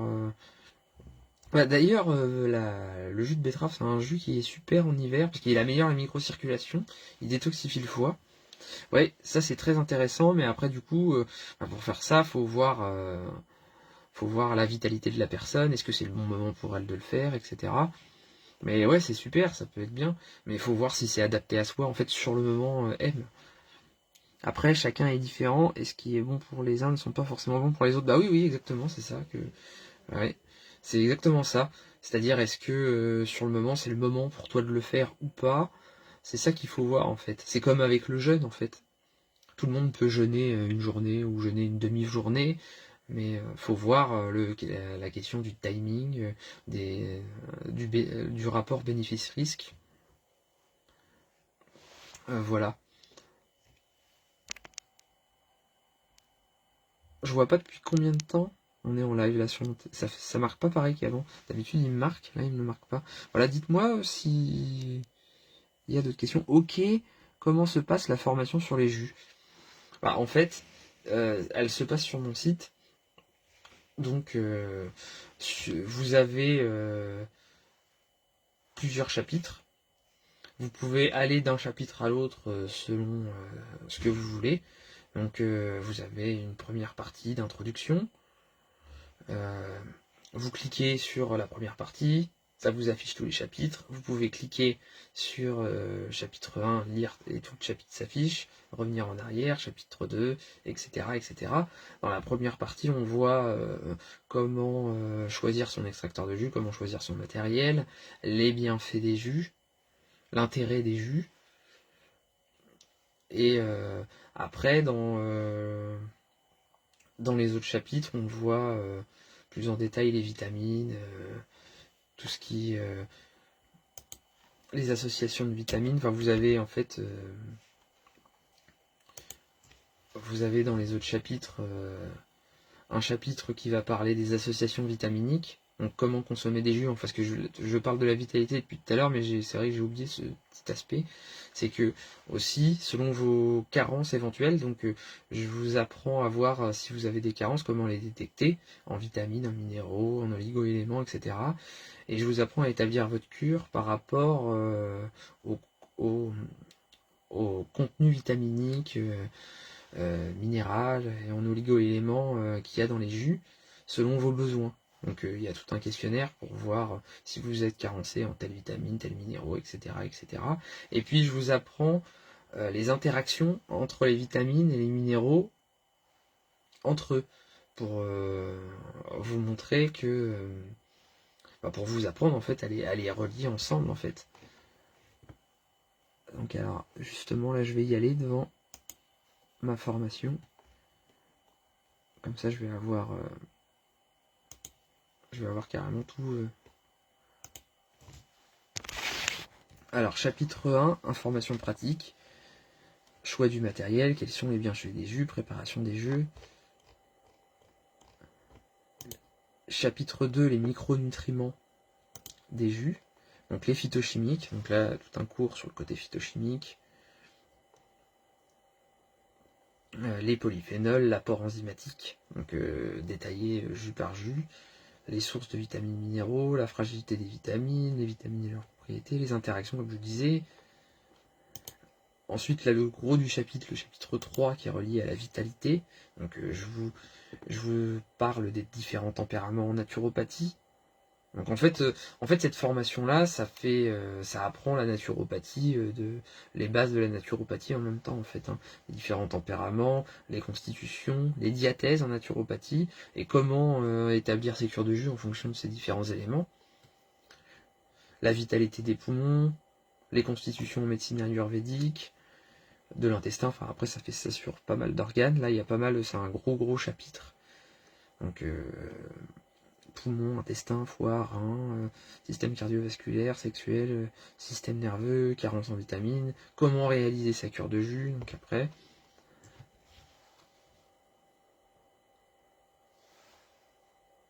Avez-vous fait un listing des interactions qu'il peut y avoir avec les médicaments dans votre formation? Moi je l'ai fait pour moi ça, mais là je l'ai pas mis dans la formation en tant que telle parce que c'est compliqué de parler de médicaments en fait au niveau légal. Donc du coup après ça c'est quelque chose que je peux communiquer en privé parce que dans la formation aussi j'ai oublié de le dire, il y a un forum. Enfin déjà vous pouvez me contacter moi à tout moment, donc je réponds à vos questions, je vous accompagne. Si vous êtes thérapeute, je, je peux vous parce que je disais que c'était destiné aux particuliers comme aux thérapeutes. Donc moi, je pars du principe que c'est aussi ouvert aux particuliers, même si ça pousse, les connaissances sont, je pousse un peu les connaissances à des moments, mais je me dis c'est pas grave. Au pire, les gens ils peuvent juste garder ce qui les intéresse. Et donc pour les thérapeutes, si vous, votre objectif c'est d'accompagner des personnes en tant que thérapeute, là, moi ce que je peux proposer, c'est de vous accompagner au lieu de faire des quiz, pardon, tout bête, je peux vous accompagner en vous faisant passer un mémoire, vous faire travailler sur un mémoire, comme ça, après moi, enfin, je vois avec vous comment ça se passe, tout ça pour le mémoire. On établit vos objectifs en termes de qualification, et après je vous fais passer le mémoire, soit en présentiel, soit en visio à distance, et puis bah je mets une note, et puis je vous dis si vous l'avez ou si vous l'avez pas, si vous l'avez pas, vous pouvez le repasser, et voilà. Et après derrière, du coup, bah je vous publie votre mémoire sur mon site, etc. Et du coup ça vous fait un outil de communication. Voilà. Et donc ça c'est quelque chose que je peux donner après en privé, donc les côtés interaction.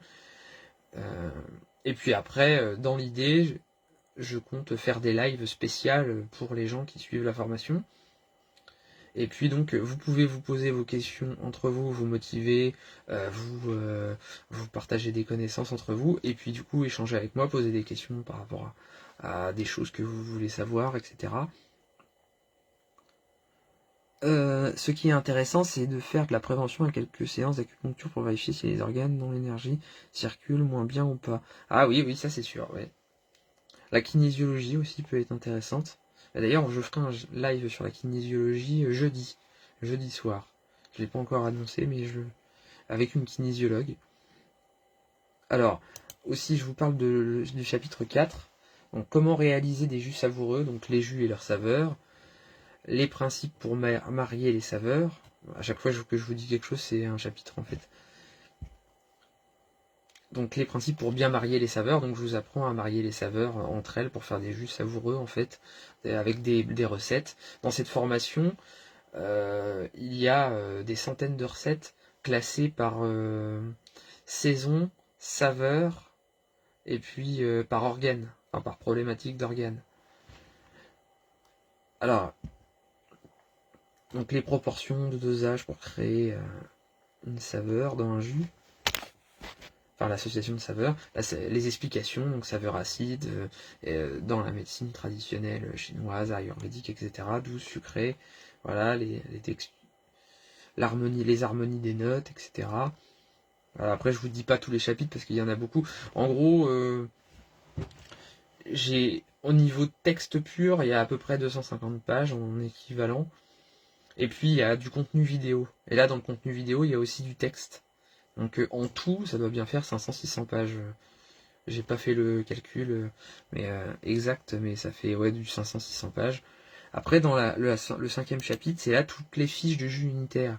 Vous voyez, des fois, je vous ai publié des fois des fiches de jus en format vidéo. Bah là, il y en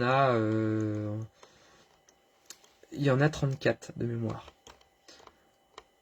34 fiches avec indications, propriétés, contre-indications, etc. Et donc tout ça à pondérer avec les informations que vous aurez eues dans la partie sur la vitalité. Donc il y a 34 fiches de jus. Et ensuite il y a un dernier chapitre sur les jus pour chaque problématique. Donc l'anxiété, règle trop abondante, règle douloureuse, règle peu abondante, constipation, ulcère, réduction de l'inflammation, réduction de l'acidité. Enfin voilà, j'en passe, mémoire, améliorer la mémoire, etc. Super, merci pour la réponse et les précisions supplémentaires. Les artichauts sont aussi un légume hyper intéressant pour le foie. Oui, carrément. C'est un super légume pour le foie. Pour perdre du poids, même globalement. Alors attendez, parce que j'ai plus beaucoup de batterie. Donc oui, carrément.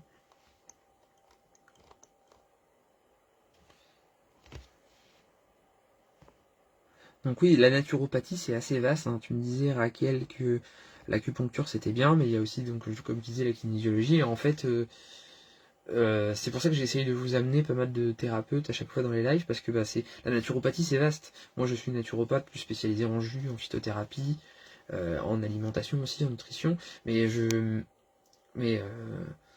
allez voir vous pouvez aussi, je peux vous rediriger vers des sophrologues, des masseuses, masseurs, acupuncteurs, réflexologues, oui j'ai déjà dit, mais voilà, d'autres thérapeutes quoi. Donc, je suis aussi magnétiseur.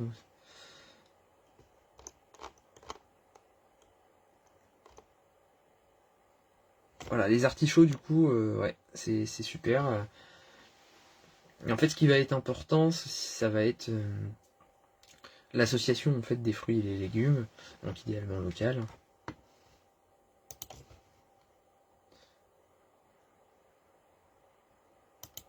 Donc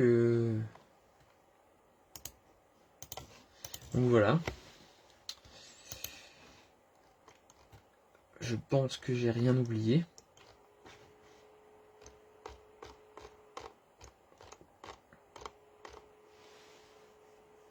Donc est-ce que vous avez des questions? Ah, j'avais pas vu, il y a 3 commentaires parce que j'ai bougé, du coup je voyais plus les commentaires.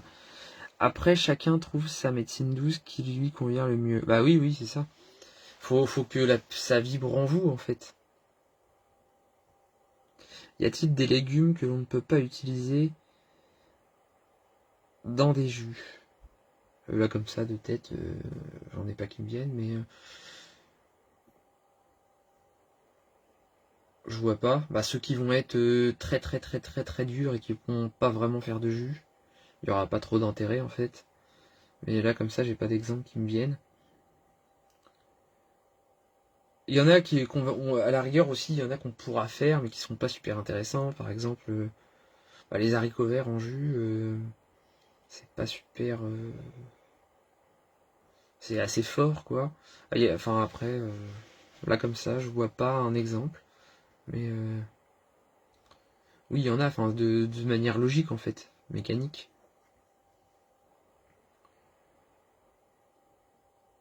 Comme le poireau. Bah si, oui, le poireau en fait, tu peux le faire en jus. C'est juste que, comme je disais tout à l'heure, si tu le fais cru, faudra mettre un tout petit bout comme ça de blanc et puis un petit bout aussi pareil de feuilles. Et moi déjà juste ça, dans 1 litre de jus ou 70 centilitres de jus, pardon, on le sent bien, hein. C'est juste que après ça donne un côté, après on peut aimer ça ou pas aimer ça. C'est déjà juste avec la petite quantité que j'ai dit, on sent très bien. Après ça c'est passable, hein, ça donne un côté piquant, c'est passable avec le dosage que je viens de dire. Ce petit morceau là pour 70 centilitres de jus c'est passable. Après ça donne un goût bien prononcé.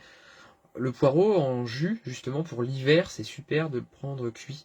Tu le cuis, tu le fais passer en jus, et là tu peux, comme si tu mangeais des poireaux, tu peux prendre une bonne quantité de poireaux, et c'est tridoshique selon la Ayurveda, donc c'est quelque chose de rafraîchissant selon la médecine chinoise, de réchauffant, pardon. Et du coup, en fait, c'est très bien pour équilibrer le corps, réchauffer, et surtout bien drainer les intestins, drainer les toxines de tout le corps. Il y a Raymond Dextray, un grand naturopathe, qui disait que c'était l'équivalent d'une cure thermale, le poireau. Mais toutes les médecines naturelles sont bien et complémentaires. Oui, c'est ça.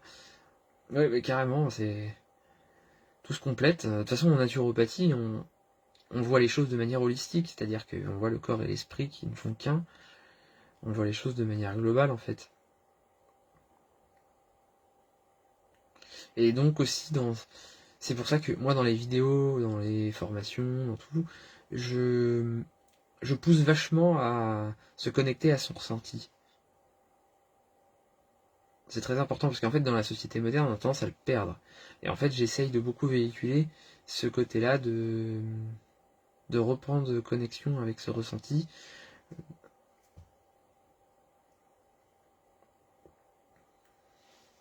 C'est très important.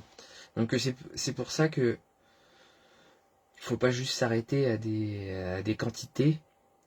Mais il faut être à l'écoute, et puis si on n'est pas à l'écoute, et ben réapprendre à l'être. Et donc petit à petit, en regardant tous les petits signaux, en notant au début, à la rigueur, pourquoi pas. Moi, c'est ce que je conseille. En notant, tiens, là, je note ce que j'ai mangé. Quand ça va bien, je le note et je dis, ah, qu'est-ce que j'ai mangé? Quand ça va pas bien, qu'est-ce que j'ai mangé les derniers temps? Et comme ça, on se dit, ah bah oui, c'est vrai que oui. Et du coup, on arrive à voir les signaux qu'on avait, pour lesquels on n'avait pas trop fait attention avant. On se rend compte, ah oui, en fait, c'est associé à ça. Et du coup, bah, petit à petit, on arrive à se connaître, en fait, comme ça. Et à se reconnecter avec son intuition. Et puis, du coup, bah, pour déjà l'avoir, faut vouloir l'avoir. Et ensuite, le mettre en pratique.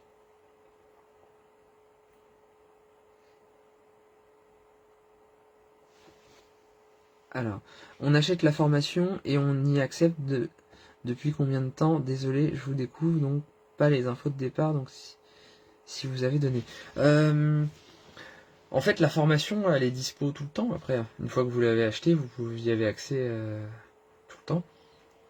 Et en fait, une fois que vous l'avez acheté, bah, en fait, sur le site, vous avez accès. C'est sur mon site, dans la rubrique formation.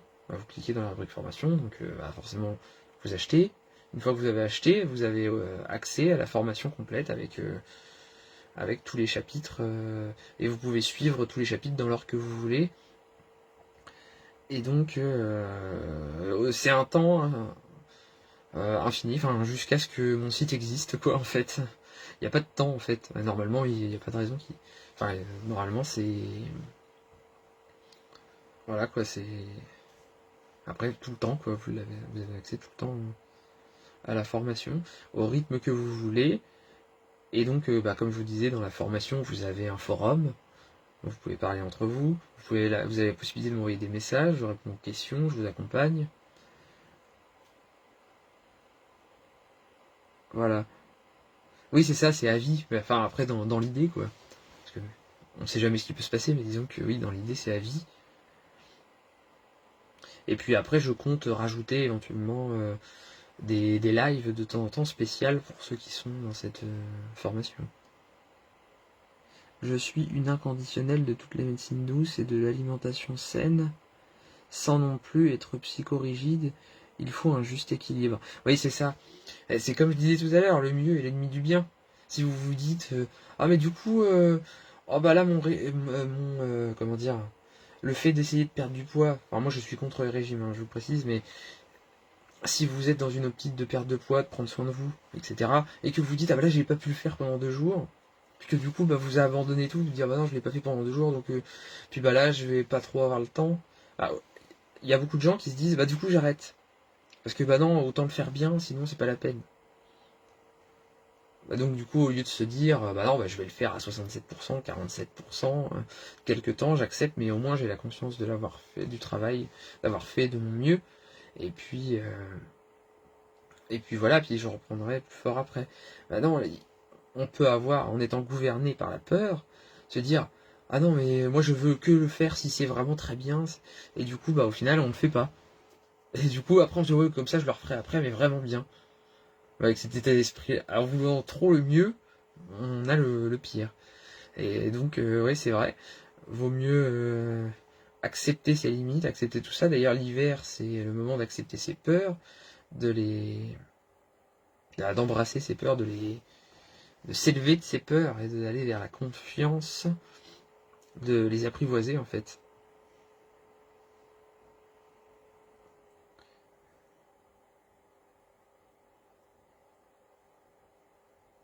Et du coup, on fait jamais. Ouais, c'est ça, c'est ça. Alors que vaut mieux accepter justement. C'est l'important pour savoir cette confiance, pour avoir ce bien-être, c'est d'accepter ses limites, parce que de toute façon, ne pas les accepter ne sert à rien, à part être mal pour rien, puisque de toute façon c'est la réalité, donc ne pas accepter la réalité, c'est se faire du mal pour rien. Après, on peut vous, si vous l'acceptez pas, bah c'est comme ça de toute façon, même si vous l'acceptez pas, c'est comme ça, donc les régimes pour moi c'est pas bon, il faut revoir juste sa façon de manger. Bah oui, bah parce que c'est se priver, se forcer, c'est par définition temporaire et pas bon. Donc oui. Après, ça peut être bon de se forcer, temporairement, si on se dit que Bah, par exemple, je fais de la cohérence cardiaque. Au début, c'est un peu dur pour moi de le faire. Et ben, il y a un petit peu un côté je me force au tout début. Et après, on se lance, on s'habitue, puis du coup, on se force plus. Mais si c'est se forcer tout le temps, là, faut se poser la question de pourquoi on fait cette chose. Est-ce que ça a un intérêt? En général, la réponse est non. Par définition, se forcer, c'est temporaire. Et du coup, bah, le régime va vouloir se forcer à pas manger. Bah, le problème, c'est qu'on a besoin de manger aussi. Enfin, au bout d'un moment, quoi. On peut jeûner, par exemple, mais on jeûne pas toute la vie, quoi. Enfin, vaut mieux pas, parce qu'après, du coup, ça écourte la vie. Ouais, c'est ça, il faut faire un rééquilibrage alimentaire, s'écouter et comprendre la raison d'être de chaque chose, de chaque envie. Vive l'émotion, pas la fuir, parce que si vous la fuyez, elle revient. Pas de problème pour ça. Moi, je prends en image souvent du tunnel. C'est-à-dire que une émotion, c'est comme quelque chose qui doit passer dans un tuyau. Si vous la surjouez, par exemple, l'émotion arrive, vous êtes en colère, et que vous suralimentez cette colère, et ben, elle va trop grossir, elle va pas sortir. Et puis après, vous allez l'arrêter, puis après, elle va revenir, ou alors elle va se coincer dans le tuyau.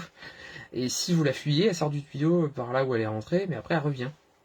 Alors que si vous la laissez être juste sans réaction, juste vous la laissez être, vous observez un peu comme un passant qui passe. Ça, c'est une autre métaphore que j'aime bien utiliser. Bah, le passant qui passe, on le voit passer, mais on fait pas attention, on voit qu'il passe, c'est tout. Bah là, c'est pareil. Vous la laissez être, donc vous acceptez que vous êtes énervé, que vous êtes triste, ou je ne sais quoi, et puis bah, c'est tout. Juste vous la laissez être sans jugement, sans en rajouter, sans rajouter du jugement par-dessus. Ah oui, là c'est trop ci, c'est trop ça, c'est trop machin. J'aurais dû faire ci, puis machin. Juste laisser être, et bah après, elle part. En fait, la laisser être et laisser partir. Quand on se prive, le cerveau prend le pouvoir et forcément, il nous pousse à compenser avec du sucré ou salé et se remplir. Oui, ça c'est sûr, c'est l'alimentation émotionnelle, ça pose souci. Quel est le jus au top selon vous pour chouchouter son foie? Bah ça en fait ça va dépendre de ta vitalité au niveau de ton foie à toi. Est-ce que si t'es peu vital, vaut mieux quelque chose de doux, donc pas forcément la chose la plus forte, mais douce, que tu vas prendre sur la durée. Tu vas plus faire une cure détox sur la durée, mais en faisant des pauses, évidemment, parce que pas sans pause. Tu auras besoin de plus de temps de pause, de faire plus sur la durée avec plus de temps de pause. Alors que si tu as une grosse vitalité, tu as plus un intérêt à faire des cures courtes et intenses. En fait, enfin, je simplifie, mais du coup, c'est un peu ça dans l'idée. Je connais une personne âgée qui mange sain, en bonne santé, en bonne quantité et qui maigrit. As-tu une idée de ce qu'il peut se passer? Et bah, peut-être que tout simplement, s'il mange sain, du coup, je peux comprendre fruits et légumes. Les fruits et légumes, c'est pas super nourrissant, donc s'il mange que des fruits et légumes, est-ce qu'il est vegan par exemple? S'il mange que des fruits et légumes, pas très consistants, genre pas trop de lentilles, pas trop de comment dire, de choses consistantes, il n'y a pas assez de calories en fait, tout simplement. Après, peut-être qu'il a un souci d'assimilation digestive. S'il est âgé, c'est possible. Hein. Qu'il a un métabolisme. Après, ça peut être aussi lié à une maladie où là, ce serait vraiment pas très très bon signe. Ce serait pas bon signe du tout. Enfin, je souhaite pas, mais ça peut être quand c'est lié à des problématiques de fin de vie. Je dirais pas le nom de la maladie, mais du coup, vous avez compris. Là, ça peut être ça. Donc, à voir. Ah, moi, je pense, enfin, de prime abord comme ça, sans parler de maladies, de choses comme ça, c'est est-ce que il prend assez de calories, en fait, tout simplement. Alors sucré, oui, c'est ça, oui. Quand ouais, on a tendance à aller vers du plaisir, en fait. Le sucré plus pour le côté plaisir, le salé, en fait, en général, c'est plus quand on a un manque d'énergie, fatigue surrénale. Bah d'ailleurs, c'est le salé, c'est lié à l'énergie de l'hiver. Parce que justement, il fait froid, le métabolisme il doit forcer pour faire la chaleur, etc. Donc faut un stimulant. Donc ouais, c'est ça, c'est des stimulants parce qu'on n'est pas bien. C'est et puis en même temps, ça fait un bien-être immédiat et ça nous rappelle qu'on est là. C'est je mange donc je suis quoi, un peu quelque part quoi. C'est pour combler un vide quoi. Et du coup, bah, la méditation, les choses comme ça, le bien-être, les médecines douces, ça aide à s'éloigner de ça. Et donc, pour revenir à ta question, naturopathia sur le foie, euh, bah, plus la vitalité va être faite, plus il faudra prendre quelque chose de doux, ce sera plus en cohérence, et plus elle sera forte, et puis plus on pourra aller vers les choses fortes, et puis faire des cures courtes.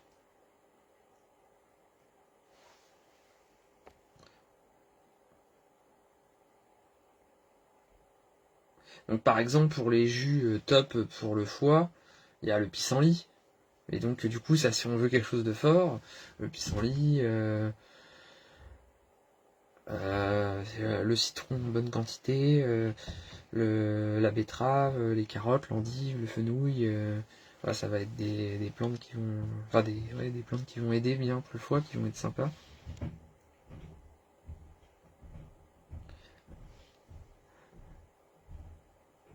Est-ce que vous avez d'autres questions?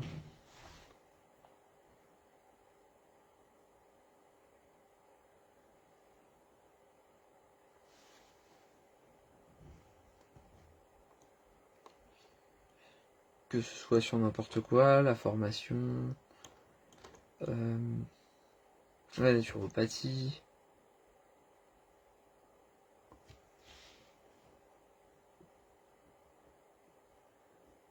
Non, plus de questions.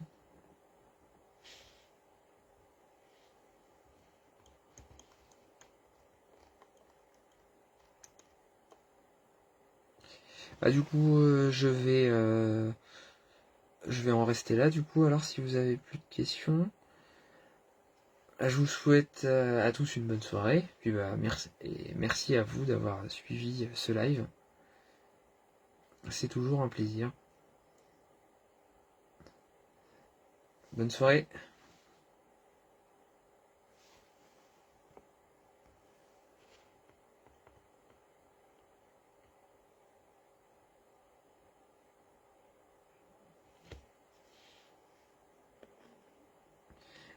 J'ai étudié les fleurs de bac et c'est très intéressant. Là, je viens de voir.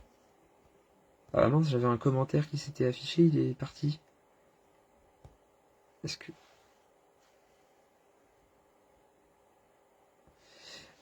Oui, les fleurs de bac, c'est super intéressant. Bah, d'ailleurs, c'est marrant parce que quand j'étais au salon du bien-être à Ménillénard hier, bah, je suis tombé sur des produits de fleurs de bac et moi, la veille, j'allais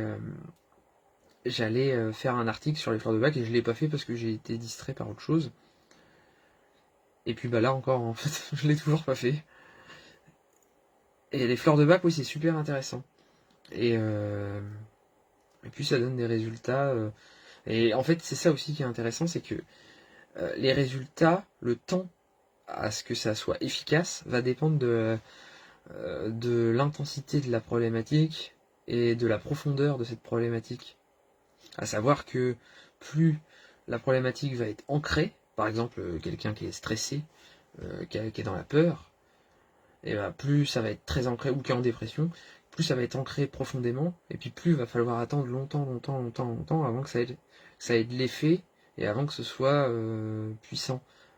Et donc il va falloir en prendre, être régulier, et ça peut très bien, si c'est très ancré, ça peut mettre des mois, ça peut même mettre 3 4 mois avant de commencer à être efficace petit à petit, et donc au fur et à mesure sera donc en prenant sur la durée, eh bien après, ce sera de plus en plus efficace au fur et à mesure du temps.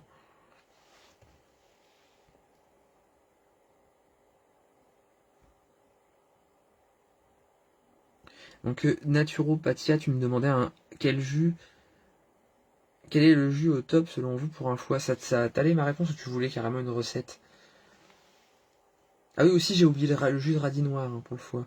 Mais par exemple, bah moi il y a la recette du jus Jérôme hein, qui était appelée comme ça par mon ami Jean Vautier, dentiste, avec qui je faisais des vidéos avant, euh, qui est un jus avec du persil, du gingembre, du curcuma, du, euh, du céleri branche, du citron et du concombre.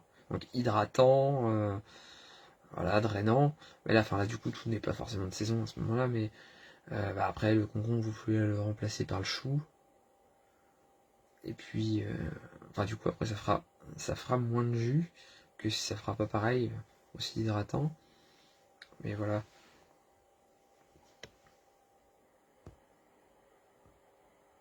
Le jus de chou aussi très très très bien pour le foie. Un gros merci pour ce direct intéressant. Bah, avec plaisir, Diane. Hein. Merci à vous. Mais là, je referai un live jeudi prochain, le soir. Je sais pas exactement à quelle heure, mais je pense que ce sera entre 19 et 21h. Merci à toi. Bonne fin de soirée et douce nuit à toutes et à tous. Bah, merci Raquel. Bonne soirée. Y a-t-il un aliment qui peut causer des maux de tête? Ah, oui, enfin, oui et non. Si tu ça va être l'excès d'aliments plutôt, ou un aliment que toi tu as du mal à digérer. Parce qu'un maux de tête, ça peut être lié à plusieurs façons, enfin à plusieurs causes. La cause principale qui revient le plus chez les gens, ça va être la déshydratation. Donc si tu prends un aliment qui te déshydrate, là, ça peut te causer un maux de tête. Après, autre cause, ça peut être au niveau vasculaire, si tu as trop de pression. Donc si c'est quelque chose de trop salé, par exemple, ça peut te mettre trop de pression ou quelque chose que tu digères pas bien, qui te fasse avoir trop de pression au niveau vasculaire, mal de tête. Après, ça peut être nerveux aussi. Si t'as un aliment que tu digères vraiment pas bien ou qui te stimule trop nerveusement, par exemple le café, eh ben ça peut te faire pulser nerveusement, puis ici au niveau vasculaire. Puis après, il y a le côté hépatique. Si ton foie est en vrac, tu peux faire une migraine digestive aussi. Les fleurs de bac sont une excellente thérapie pour les blocages psychologiques et mémoire inconsciente. Ah oui, oui, carrément, je recommande. Je ferai sûrement une publication là-dessus d'ailleurs, prochainement. En fait, mon foie est fatigué, donc je voulais savoir quelle était votre recommandation dans ce cas. En fait, j'ai pas de vésicule, donc ça aide pas. Ah oui, oui d'accord. Bah là, dans ce cas-là, ce que je conseille, c'est de faire quelque chose de léger et doux sur la durée en écoutant tes ressentis. Si tu prends quelque chose, que tu vois que ça te fait du bien, bah, tu continues à ce dosage-là. Si tu vois qu'à un moment donné, tu commences à ressentir de la lourdeur, de la fatigue, de la colère, des choses comme ça, bah, tu calmes un jour ou deux. Après, tu reprends tranquillement. De faire des cyclages comme ça. Quand tu vois que c'est trop, tu fais une petite pause, puis après, tu reprends un peu plus bas. Et voilà, d'y aller tout doux si ton foie est fatigué. Ce que j'aime bien, moi, c'est le romarin. Mais en petite quantité, tu te fais une petite tisane de romarin une fois par jour, par exemple. Tu la bois au cours de la journée. Et puis tu regardes. Et puis si tu vois que c'est un peu trop, parce que ça peut être trop si c'est tous les jours. Parce qu'il y a moi, il y a par exemple des gens que j'ai déjà accompagnés qui a, en fait, au début, avec 2 tasses par jour, ça va super les 2-3 premiers jours. Puis après, il y a une lourdeur qui se fait. Donc dans ces cas-là, bah faut réduire tout simplement. Bonne soirée à toi. Bonne soirée Jérôme et à vous. Bah merci Sylvie, bonne soirée à toi aussi. Hein. Raquel, pour le foie aussi, Chardon-Marie. Oui, Chardon-Marie, ouais, super plante. Super plante aussi. Mais ce que j'aime bien avec le romarin, c'est qu'il y a peu d'effets secondaires, peu de... Voilà. Après, attention, avec les plantes qui détoxifient le foie, ça peut, comme on parlait tout à l'heure, des interactions, ça peut interagir avec l'assimilation des médicaments, donc demandez à votre médecin. Sinon, bah, renseignez-vous auprès d'un naturopathe, ça dépend du médicament, enfin de la... ouais, de ce que du traitement que vous prenez. Voilà, voilà. J'ai fait le tour. Je vous souhaite une bonne soirée.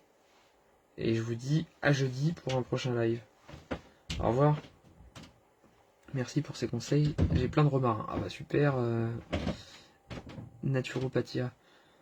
Bonne soirée à toi. Bonne soirée tout le monde. Et à jeudi prochain. Jeudi soir. Avec une kinésiologue pour un live sur la kinésiologie et la naturopathie. Au revoir, à bientôt.